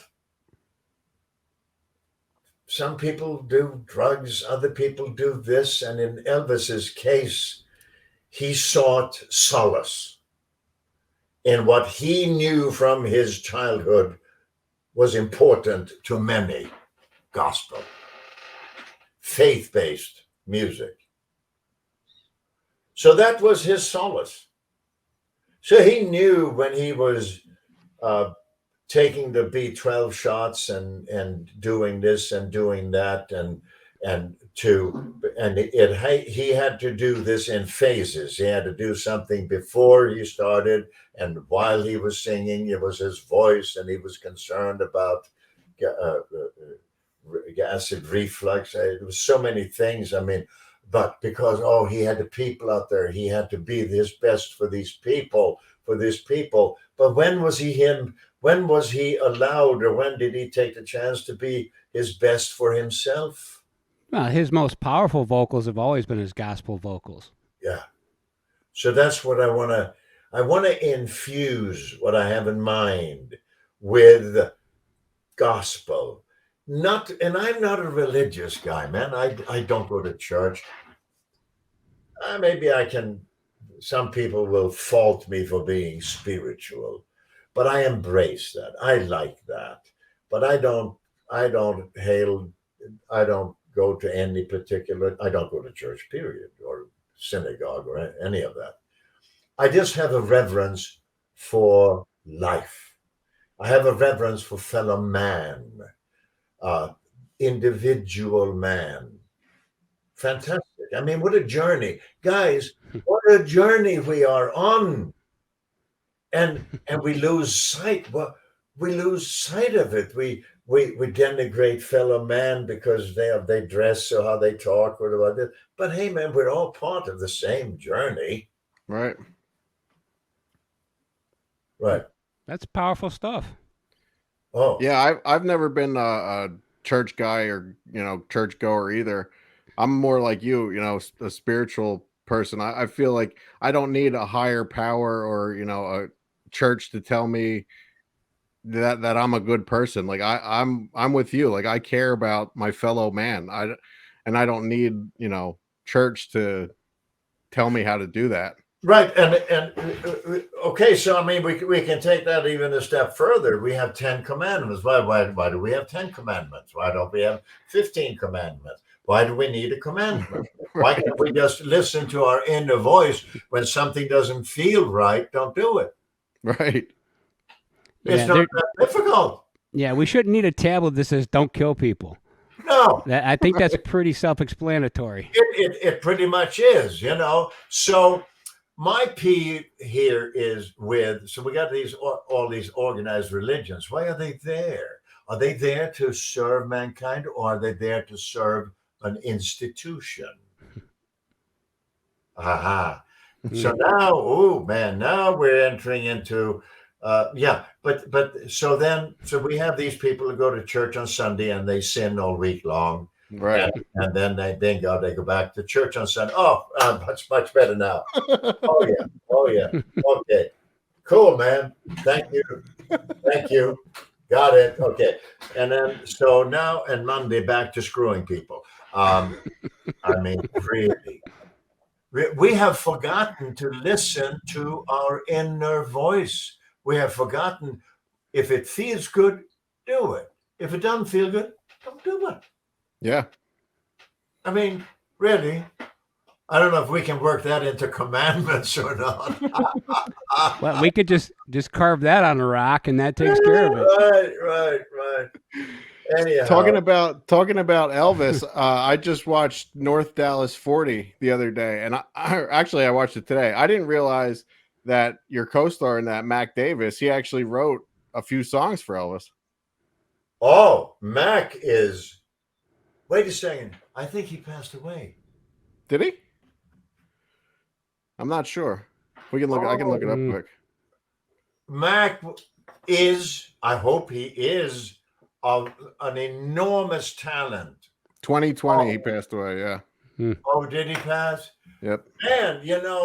And and while we were shooting the picture, I kind of liked Mac because everybody else were doing cocaine and mounds of it. I mean, but Mac didn't do that, and I've never done that. I always knew. I've been on movie sets, man. There were, on one particular movie, I know there was $15,000 worth of cocaine on a particular table. I know that because the prop guy who bought it didn't do. I guess we were an anomaly. He didn't do cocaine, and neither did I. So he knew I didn't, and so he kind of confided him. He said, "Oh man," he says, "I got to do this every week, man. $15,000, and look at them go at it." Holy shit! I have done cocaine in the past, and $15,000 is a lot of cocaine. A lot, yeah. But this was a big per week. Per week. This was North Dallas 40. Holy shit! It wasn't that picture. Well, I just watched it today. I could tell you that I could definitely tell that a couple of those guys were on cocaine during the filming of that movie. Yeah, that is that's one of the best sports movies ever made because it's so gritty looking though too. Like those. It was gritty, man, and that 70s style of filmmaking is so goddamn gritty that it just makes that feel like like real. Oh, what's your ambition? My ambition? Just to be the best I can at what That's I try to do. Because you're a filmmaker, man. I get it. That's what you ought to be doing. Are you doing it? Because it's hard and it takes a lot of ambition. And I give those people all the credit in the world. I'd love to make movies. I really would, but... So why aren't you doing it? Fuck, I don't know. Fuck it. Maybe, you know what? Maybe this is the kick in the ass I needed, Bo. Well, you know what, man? Yeah. Another thing that I kind of have latched onto over the years is if you don't know your destination, how are you going to get there? By wandering aimlessly in the dark... Good luck. And waiting for someone to hand you a fucking flashlight. There you go. That's what most of us do, honestly. I know, and we need to stop doing that. I do believe we need to begin to really, really, really listen to our inner voice and pay attention. What do I really want? I forget. I forget who it was, but I recently saw a quote from somebody. It might have been Arnold Schwarzenegger that he said there was never a safety net. Like I was either going to become an actor or I was fucked. Like there was no other option. There was no plan B. So he I think it was Arnold that said, if you have a plan B, you've already failed, which is interesting. Yeah, well, Arnold isn't one of my favorite people. So no, too much Arnold. He's too much about Arnold. He's too much, huh? Too much about Arnold. Yes. Yeah, that makes sense. Yeah. If you don't have compassion for fellow man, if you don't feel like hugging people, he doesn't. It's all about him. Anyway, where were we? All right. So, we were talking. I think we were going to something important. Now I forget what it was. North Dallas 40. Yes. Right. Mac, wonderful guy.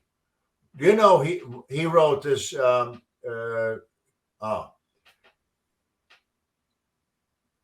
Yeah. Now he wrote some really, really, really good stuff. Another great man is Chris Christopherson. Yeah. Why Me, Lord? Are you familiar with the song? Oh yeah. Yes. So he is. These guys, they are institutions, really, with their artistry, just fabulous. But back to North Dallas 40, right? That was the real deal, man. And I was on the line. We played 4 regulation football games, and one of them I had. Louis Kelcher, who was a tackle for San Diego Chargers. And Louis pegged the Toledo scale. And the Toledo scale goes to 350. He pegged it. So every season when, they come back from coming back, and when he pegged the scale, they told him to go away until he didn't do that. Anyhow, so one of these games, I portrayed, I was right guard, and I weighed about 260 because I bulked up a bit for that movie. I went to Gold's Gym 3 times a day. Oh yeah. So anyhow, so Louis Kelcher. That's where you met Arnold, right? What? That's where you met Arnold, right? Oh, met him there. Yes. Yeah. So Louis Kelcher lined up on me. Oh, Jesus. So they said, I'm coming in through your fucking head and I'm coming out your asshole. Yep. And he did. He hit me, man, so hard I fell over like a dead dog, man. And oh yeah. And we had the best time. There was a lot of camaraderie on that movie. And I remember they gave me the playbook, because this was real people, man. They gave me the playbook. I'm looking at all these arrows and X's and O's. I had no clue. I felt so stupid. So I would go to Matuzak. Yeah, Matuzak. Yeah. I said, "Hey, John." He said, and he says, I've been, and then he told me that he'd been doing. Yeah, I've been playing for 8 years. He says, I don't understand it either. I just fucking do what feels right. Yeah, because he was with the Raiders and got kicked from there, and Matuzak. Yeah, man, did I so. But I kind of liked Matuzak, so I brought him home for dinner once.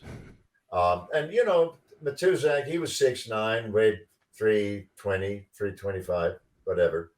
So I brought him home for dinner. Oh, and Lisa and I, we have 2 girls, and I think at the time the girls were 6 and 8, something like that. And then so after we ate dinner and what have you, so then I took Matuzak back to his hotel. So when I came back home, the girl said, "Will he come back again?" I said, "No." Oh, that's the nicest thing he ever done for us. Not bringing Matuzak back. Yeah. Oh yeah. Oh wow. Well, I can tell you, I played football since the time I was, 6 years old, all the way to the time I graduated high school, and I played right guard and right tackle, and every time I would get to the line, I would ask the guy next to me, "Who am I hitting?" Yeah. I never got it either. We were thrown out of. We were thrown out of. We were on the way to Dallas, and moving on. We're going to New Orleans. Okay, went to New Orleans. Oh, they don't want us here. Denver. Oh, they don't want us here. So we ended up in Long Beach, and we were asked to leave Long Beach. Then we ended up shooting at the Coliseum, Los Angeles Coliseum. Well, they kind of didn't like us there either. So we ended up shooting a bulk of the movie at East LA College. Right. Oh, yeah. Because these were a bunch of rowdy men, Yeah, it was. I have one more question about North Dallas 40 before we move on. How much was that actual pot that Nick Nolte was smoking the whole movie, or what? Like, what was? You don't know? All right, because he smoked. Nick is smoking constantly. Guy. Hey man, Nick is a great guy. He's a very smart guy, and Nick does what Nick wants to do at the moment, And okay, we are all entitled to do that with our lives, right? Yep. He is a very smart guy. He's a very caring guy. He's a wonderful, wonderful, wonderful guy. There you go. Right. Yeah. All right. Let's move on here. We got a bunch of fan questions here. Tony Derry would like to know, what was it like being in the original Inglourious Bastards opposed to the newer Quentin Tarantino version? Oh, well, the original Inglourious Bastard was called Bastardi Senza Gloria. We shot it in Rome, and the director, Enzo Castellari, is a magnificent guy. Just a fabulous guy. He's not very tall, but he's like a bodybuilder type, and he's wonderful. He would come to the set, and maybe he likes the vino. I don't know. He would come to the set in the morning, and he put a cap over his. So he would sit down. So the production manager comes up. Okay, allora che fatto? Okay, so Enzo would have them lay a track for the doll, lay a dolly track, a big, and that takes an hour and a half, So then in the meantime, he would Enzo would sit with the cat down like this. And then they finished, and they would say, okay, allora pronto, we're ready. He said, okay, bravo. Okay, put the camera over here. And that was, he didn't use that was just a way for him to get past the night, and so he would sit and think or sleep or whatever he did and work out what he was going to do that day. But he needed that moment by himself without production being on his case. It was a wonderful experience. If you ever get a chance to do a movie in Italy, then, not today, Italy has changed, as has the rest of the world. The Italians say, ogni giornata è come una guerra. Every day is like a war. Then it was fantastic. Oh, it was so civilized. People were kind. And the Italians, they love making movies. These are not a Hollywood crew where people are looking at and shop stewards, union stewards come by and said, anything, is there a problem today? No, maybe not really. Maybe my coffee, the latte wasn't very warm today. Okay, we make a note of that. I mean, in Italy, it's a way of life, man. There's a happiness in the air, and it was so cool. And I was clueless. I'd only been in the business a couple of years, man. I didn't know what I was doing. For me, it was wonderful. I'm the lead banana in this movie with all these wonderful people. Fantastic. And the director, Castellari, brilliant guy, because he understood that what was written by some Italian sitting in a cafe, doesn't translate very well into a World War II movie with Americans. So Enzo would let me do my own thing, and write my own dialogue and stuff.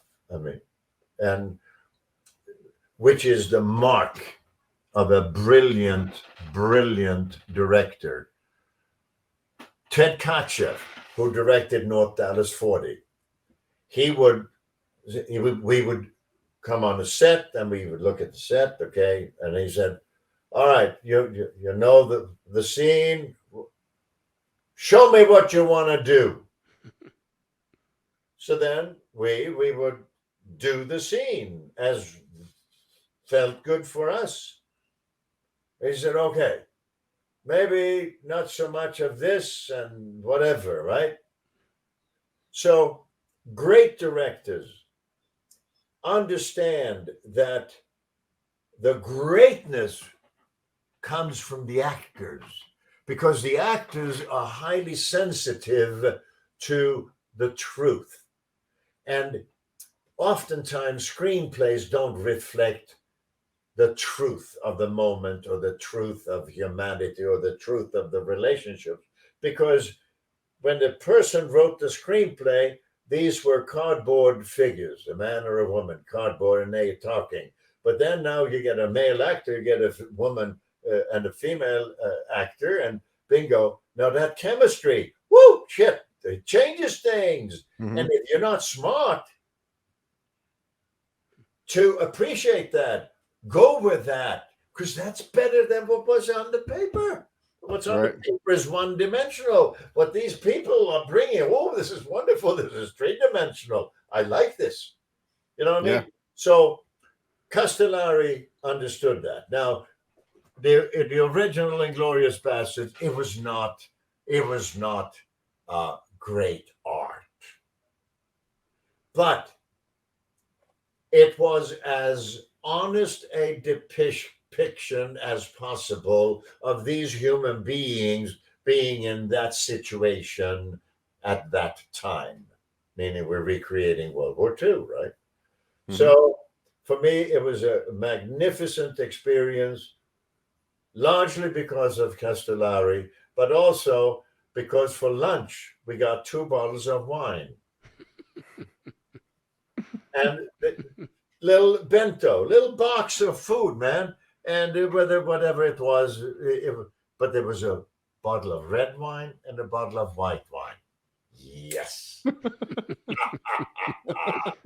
and sometimes, hey, are you going to have your white wine there? You're not? Okay.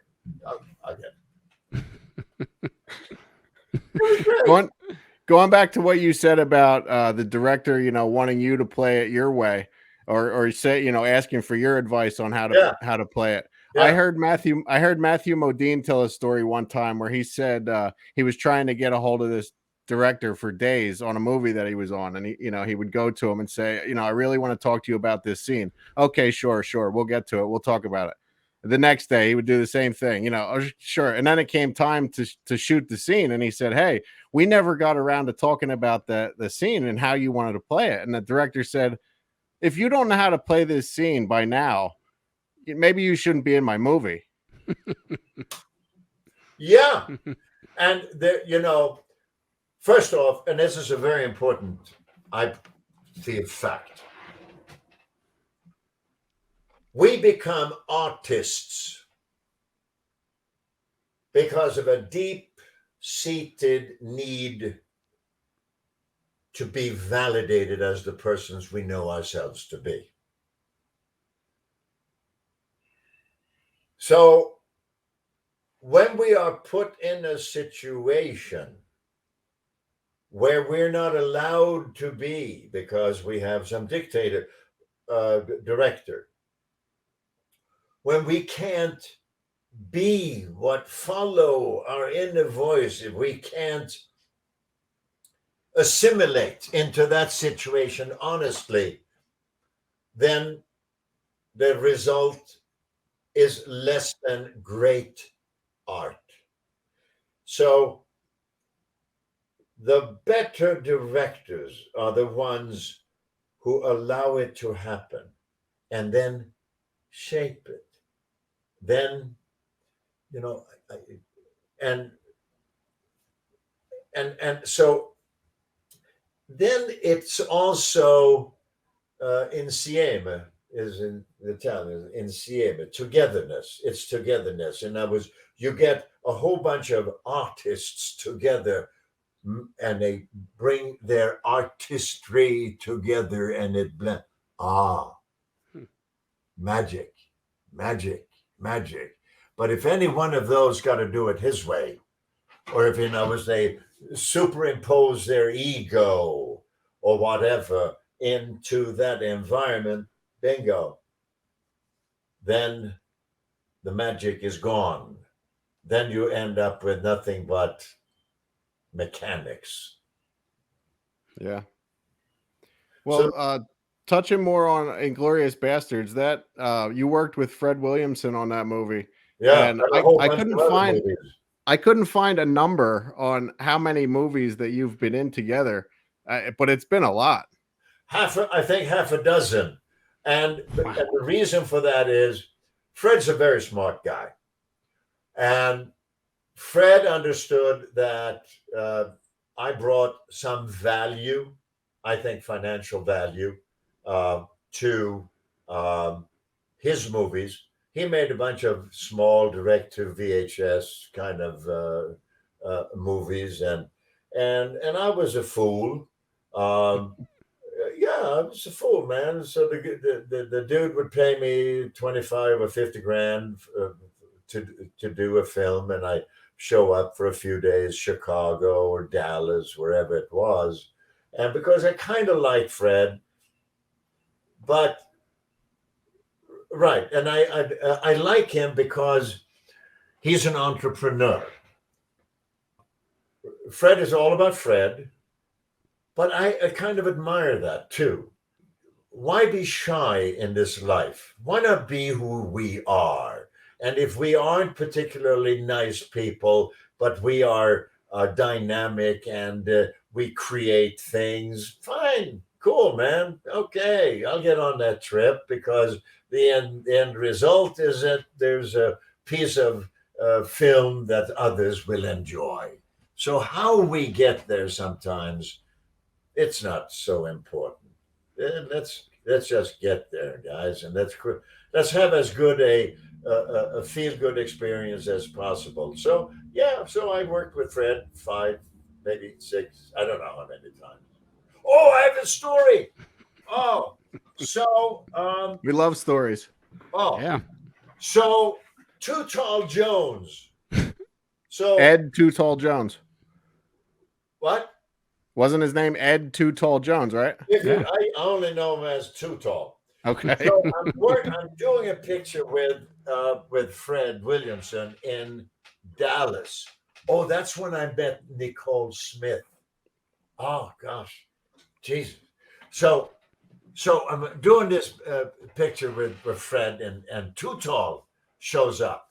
I don't know if he was in the scene or not, but anyhow, I kind of like Too Tall. So I said, hey, Too Tall, there was a rumor when we did North Dallas 40 that you were going to be in the picture. So he told me that, yeah, so he'd been offered, Frank Yablans had offered him, Frank produced North Dallas 40. And Frank and I became very good friends, by the way. He was an itty-bitty guy. He was when he was 29, he was the first under 30 person to run the major studio. He was 29. He ran Paramount Pictures.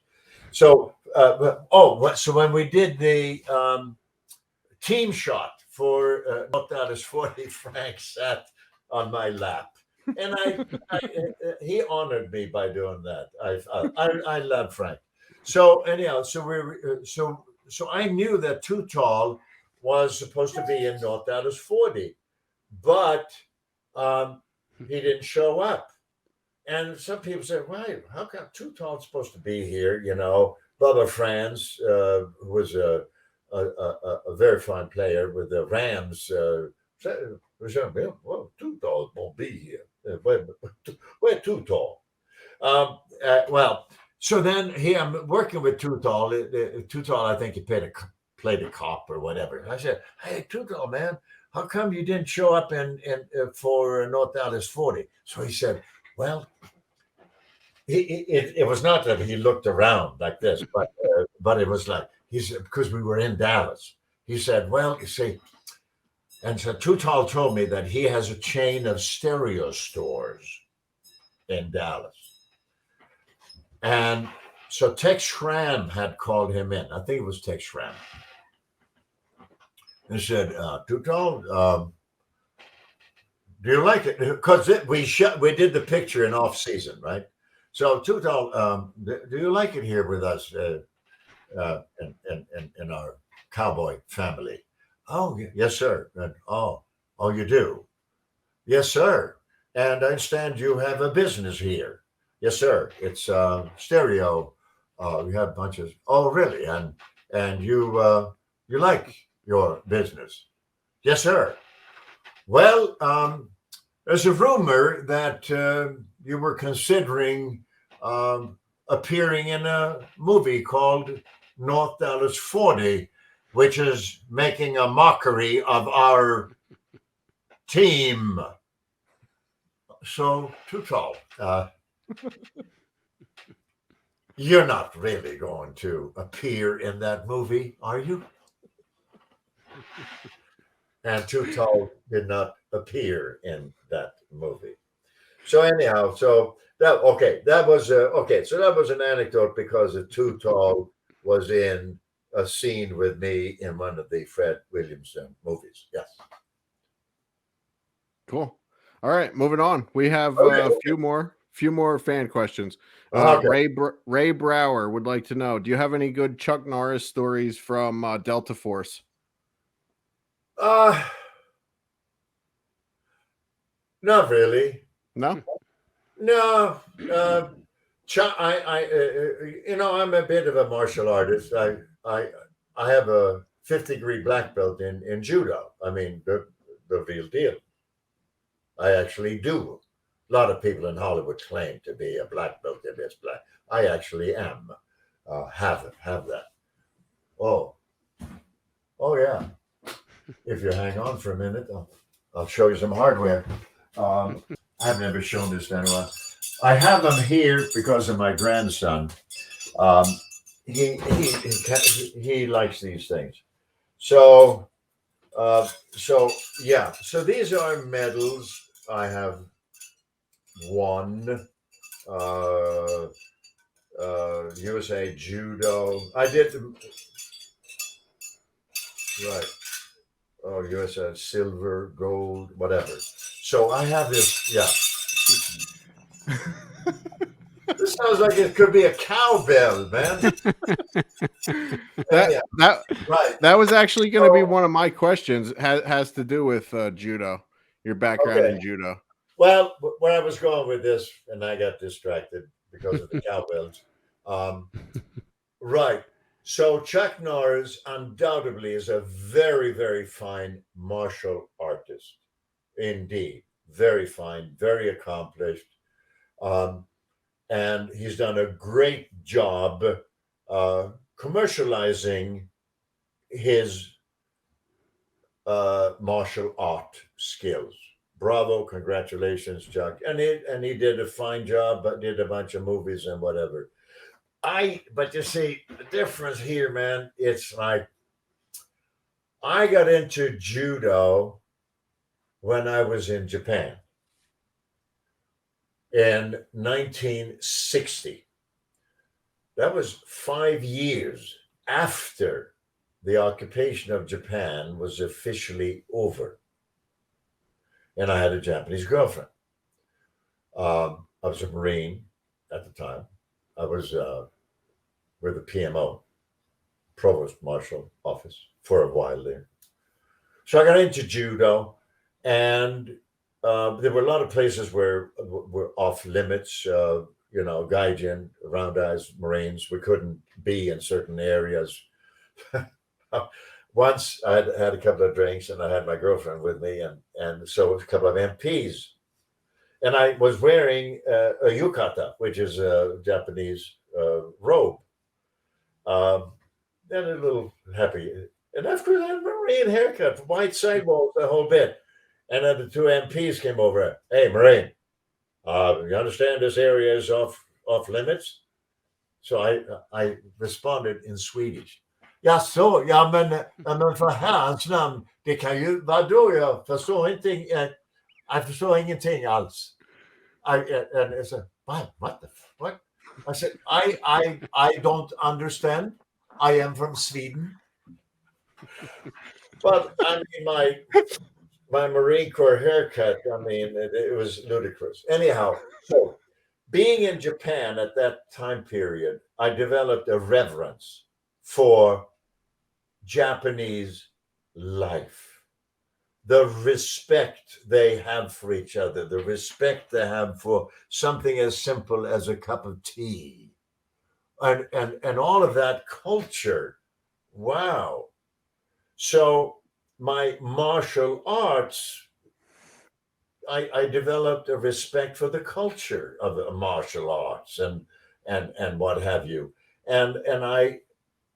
So for me to commercialize that. Oh, in one tournament in Yamaguchi, Japan, I didn't win. I came in second, but they gave me the biggest scroll. They do it in kanji, make it very fancy, the fancy Japanese lettering, So I get this big ass scroll, but I didn't win. So I asked the translator. I said, "Doshe," and he said, "Oh, because your spirit, you had the nicest or most Japanese spirit while fighting." Well, that's pretty cool, man. So anyhow, so that's my martial arts thing, and then over the years, they've added. So I have black belts in a few different disciplines: Shotokan, Shorin-ryu, Danzan-ryu. I love that, and I'm really kind of weird even in that. When I compete, I don't care if I win. That is so dumb. I don't care. I enjoy the the zeitgeist. I enjoy the feel of it, the dojo, the whole thing, man. It's I find it all beautiful. So I can't get mean like the other guys do. You know, they get all full of piss and vinegar and the ego and shit. I couldn't care less. Man, let's just see what we can do here with each other. You know what I mean? But other people, they don't understand that. Whatever. Have you ever seen one of my questions? Have you ever seen these videos of Steven Segal doing whatever he does? Yeah, and he's in my opinion, one of the most deplorable human beings that I mean, there is no doubt that as an Aikido ka, he is very skilled, highly skilled. But the problem I have with him is he has more reverence for himself than he does Aikido. And that disqualifies him completely in my life. Yeah. I just wanted to get your quick opinion on him, because I've seen some of the videos that he does, and it's like, well, anybody could do that type of stuff if the person that you're attacking is running right into your fists and taking the bump, you know? Right. So he has no doubt some skills. I've never done my thing with him, nor will I. I don't want to be in the same room with him. No, anyhow. So okay, we're moving on. Yeah, moving on. Just one more question about judo. Is it true that you called Vladimir Putin out to a judo fight? I did. I have written one of the best screenplays I've ever written is about an American lady, Rusty Glickman. Fabulous Jewish lady. She was tough girl. Redhead. As a matter of fact, I was in Laos. I had been at the Kodokan Yudanchakai, which is a judo university in Tokyo. And some of the guys in my unit, they knew I'd been doing some judo. So we're in Laos, and one of them said, oh, this is a couple of years later. They said, well, hey, Swede, you know, did you hear about this redhead Jewish girl at the Kodokan? And I said, no. What about her? Oh, she cleaned house, man. She's from Brooklyn. She beat up all the women in the women's section. So so now she's training in the men's section. Oh, okay. So then in 2009, gazillion years later, a friend of mine, a judo guy, calls me and said, hey, Bo, why don't you do a story about Glickman, Rusty Glickman? So blah, blah, blah, I got into it, and I started to write, and I wrote a screenplay, and the screenplay won a whole bunch of awards and what have you.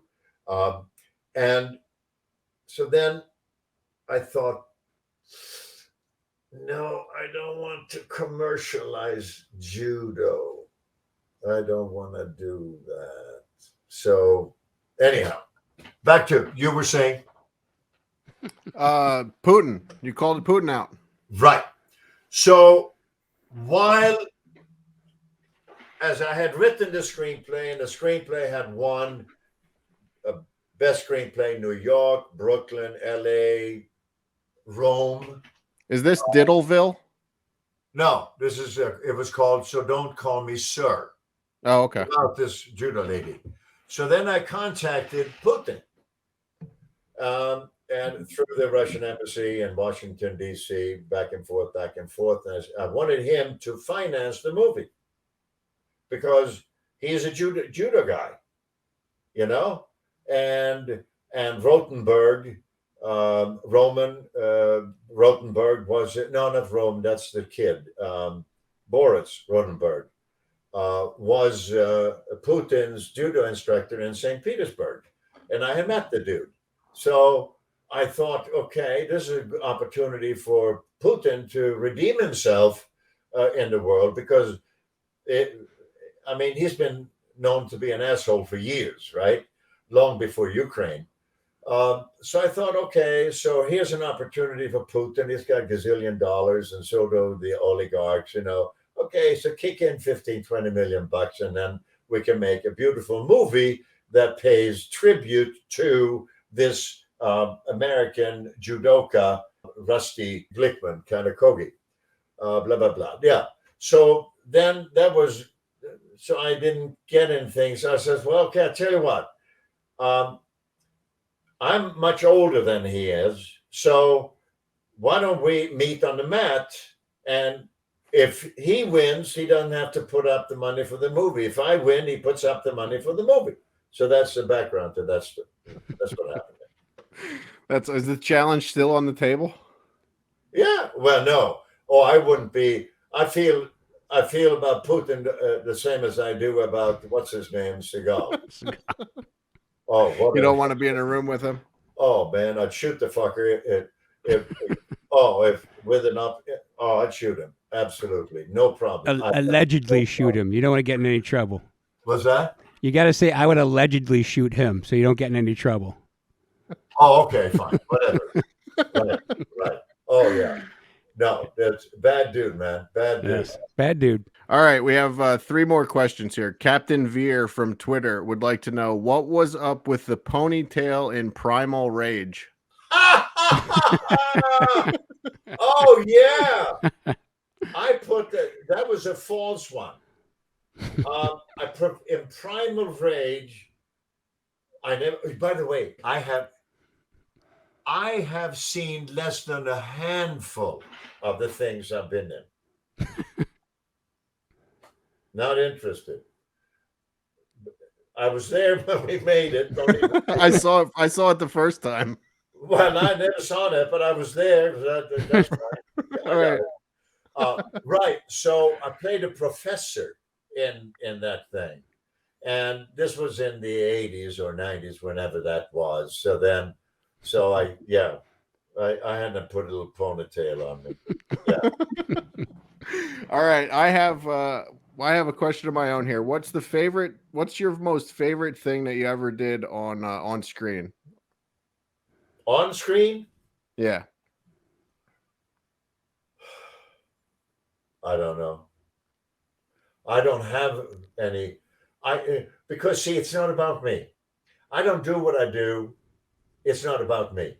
I am there, and I provide whatever I am to those circumstances, and I do the best I know how at that moment with who I am and what I have with me, or what I'm working with.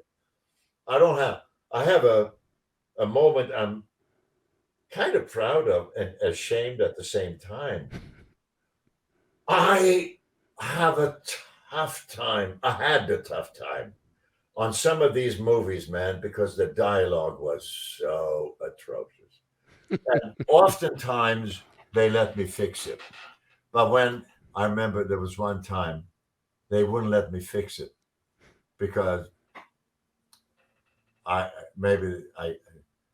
their egos, So I acquiesced. So I couldn't learn this shit if my life depended on it. I refused. So I cut the script so there was only the verbiage was there. And then I taped it to the other actors. So when the camera was on me, I had the screenplay, the scene on the other actor's face. So I looked at it and then I did my thing. I did my acting, and the words were there. But that actor, I don't think the actor ever forgave me. big, because the actor, he had and I would reach over and I would do this. hold the paper down so you didn't. Oh, all right. Oh man. All right, we have one more fan question. Judy Henkel would like to know: have you ever considered writing an autobiography? No. No. I have considered it. I can't do it, man. I just can't do it because it would be all about me. I don't want anything to be all about me. I prefer to stick to having whatever I am benefit others. And so an autobiography, I don't see how it can possibly benefit others because it's all about me. And my value in life is in what I can cause others to do with themselves. Would you ever consider writing like a memoirs then, where you just told stories about other people that you've met along the way and the cool shit they've done? No. Again, it would assign a value to me that no.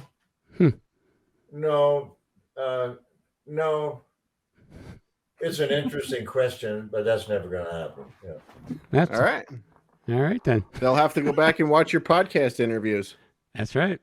Are you kidding? I am not going to watch this. No, I said your fans, rather than read your autobiography, they will have to go back and watch your old interviews. Well, hey, guys, if they don't have anything better to do with their lives, okay, fine. They have to take responsibility for that. Yeah. Oh, geez, yeah. Well, Ray, did I miss anything? Nah, the only thing we didn't get to, which I wanted to say that I really liked as a kid, and I rewatched it recently, and I think it, other than the big dumb white creature that's in it, I think Wizards of the Lost Kingdom is pretty solid work. Wait. Hey, dude, you are kidding. No, I'm not kidding. I have a story to tell you. You have time? Yeah, I got the time. Oh, Roger Corman. Yes. So Roger Corman took me to lunch along with a writer called Ed Naha. And this was, I think, in 1812. Took me to lunch, and I had read the screenplay, and Ed Naha sitting right there. And so Roger says, well, I said, that's fantastic. It's a wonderful screenplay. Ed, wow, this is just magnificent. Because Kor the Conqueror was my role. Yep. I arrived in battle.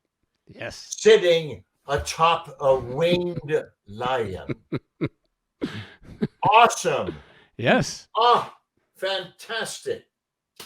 So I arrive in Buenos Aires and somehow get to my hotel. And that's a mean flight, man. You have no idea how long it takes to get there. It takes a long time. Get to my hotel, and then, okay. And there's the script. So I'm looking at the script. I said, oh, no. I said, no. I said, I must be jet lagged. I get to the studio the next day, and here was the director. I forget what his name was. Doesn't matter.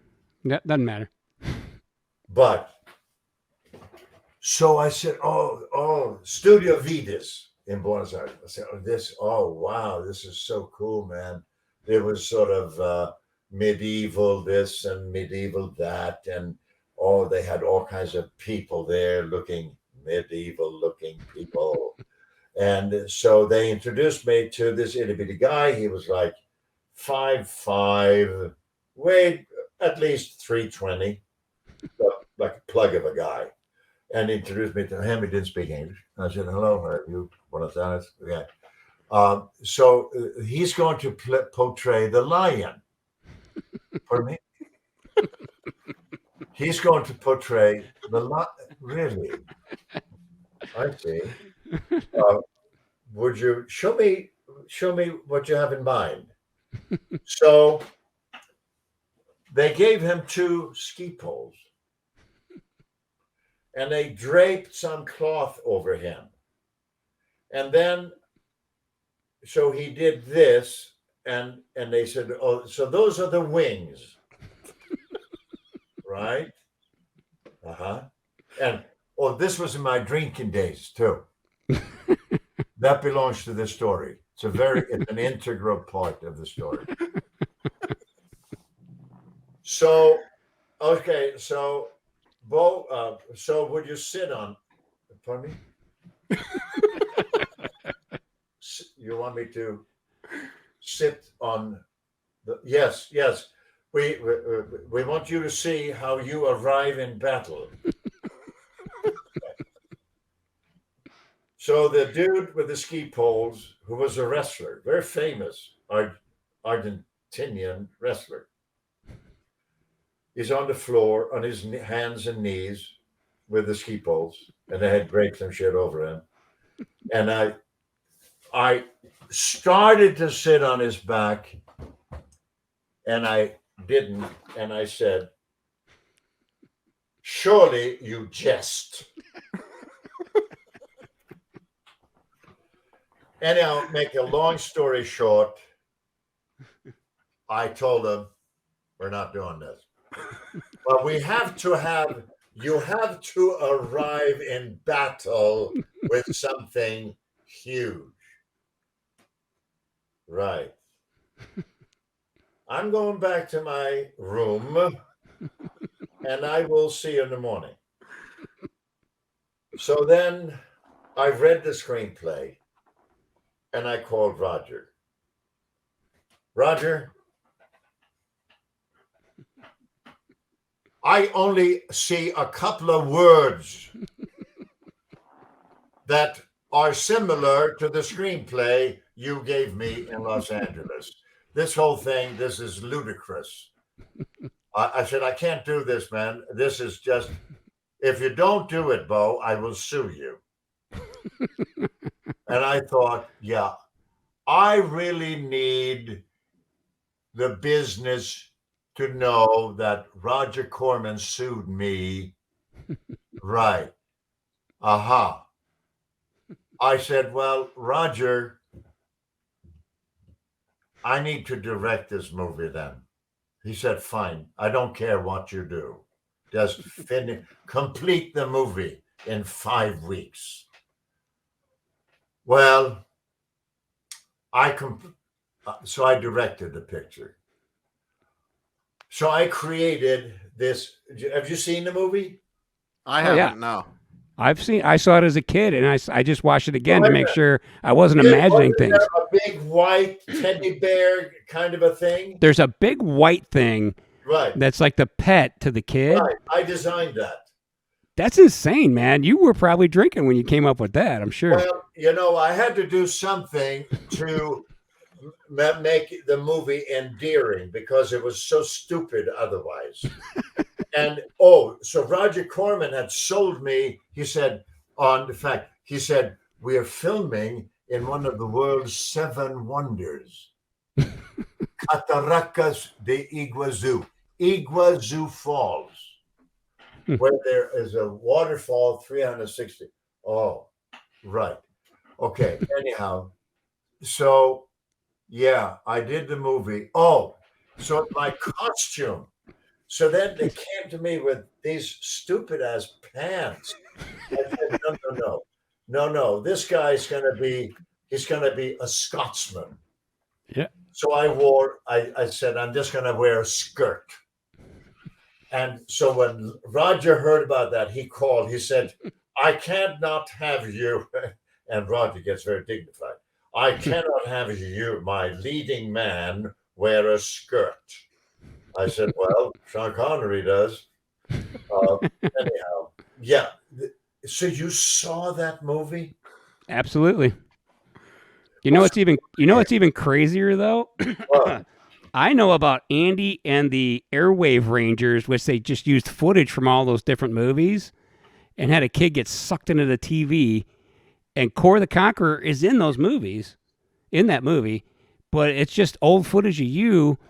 And this kid's got like a fucking remote control and he shoots shit out of it. They just used old footage from all these other movies. It's the craziest shit I ever found. And I'm not getting paid for that. Probably not, because it's all Roger Corman's old movies. Oh, man. Oh, it's a Roger Corman movie that I they think pulled? so, because all the movies that they cut from, it's originally called Andy Colby's Incredible Adventure. Oh, I've seen that somehow. Yeah, I've seen my name associated with that. Yes, because they took the footage from that movie, the Wizards movie. For you, man. Oh, yeah. So I'm doing the picture, man. And I said, oh, I got to get out of here, man. This is just nuts, man. This is like, this is crazy. And there was an itty bitty kid in the movie, and and this was no. I need to get out of here. And I had another film, an Italian film was going to start in Arizona, right after I was going back to back, you know. Mm-hmm. So, I wrapped a picture a week early. I shot everything, shot it out, everything. All the producers, the Argentinian producers, they were so happy. They were probably also happy to see me leave. But anyhow, so I wrapped a picture early. Roger docked my salary by a week. Go figure. I saved the production a lot of money. So it was a scene in the movie where there was some little minions doing fighting or whatever, and then they captured me. That's what it was. So I had them do high fives. So Roger called and he said, we can't have bad guys doing high fives. But I said, Roger, it's called character traits. They're happy they caught me, so they high five. It's in the movie. Oh boy. Well, this has been awesome, man. Thank you so much for taking the time out of your day to do this. Is there anything that you would like to plug before we wrap? No, I'm plugged. I don't know. I don't know anything worthy of plugging other than your viewers. Let them plug themselves. Let them feel and follow their inner voices, because then I have been of some service. Sounds good. Absolutely. Thank you, Bo. Thank you, We sir. appreciate your time. You guys are very gracious. I'm quite grateful to you, actually, for providing me with this experience. Thanks a bunch. Believe Absolutely. me, the pleasure has been all mine. All righty. Thank you, sir. Bye-bye.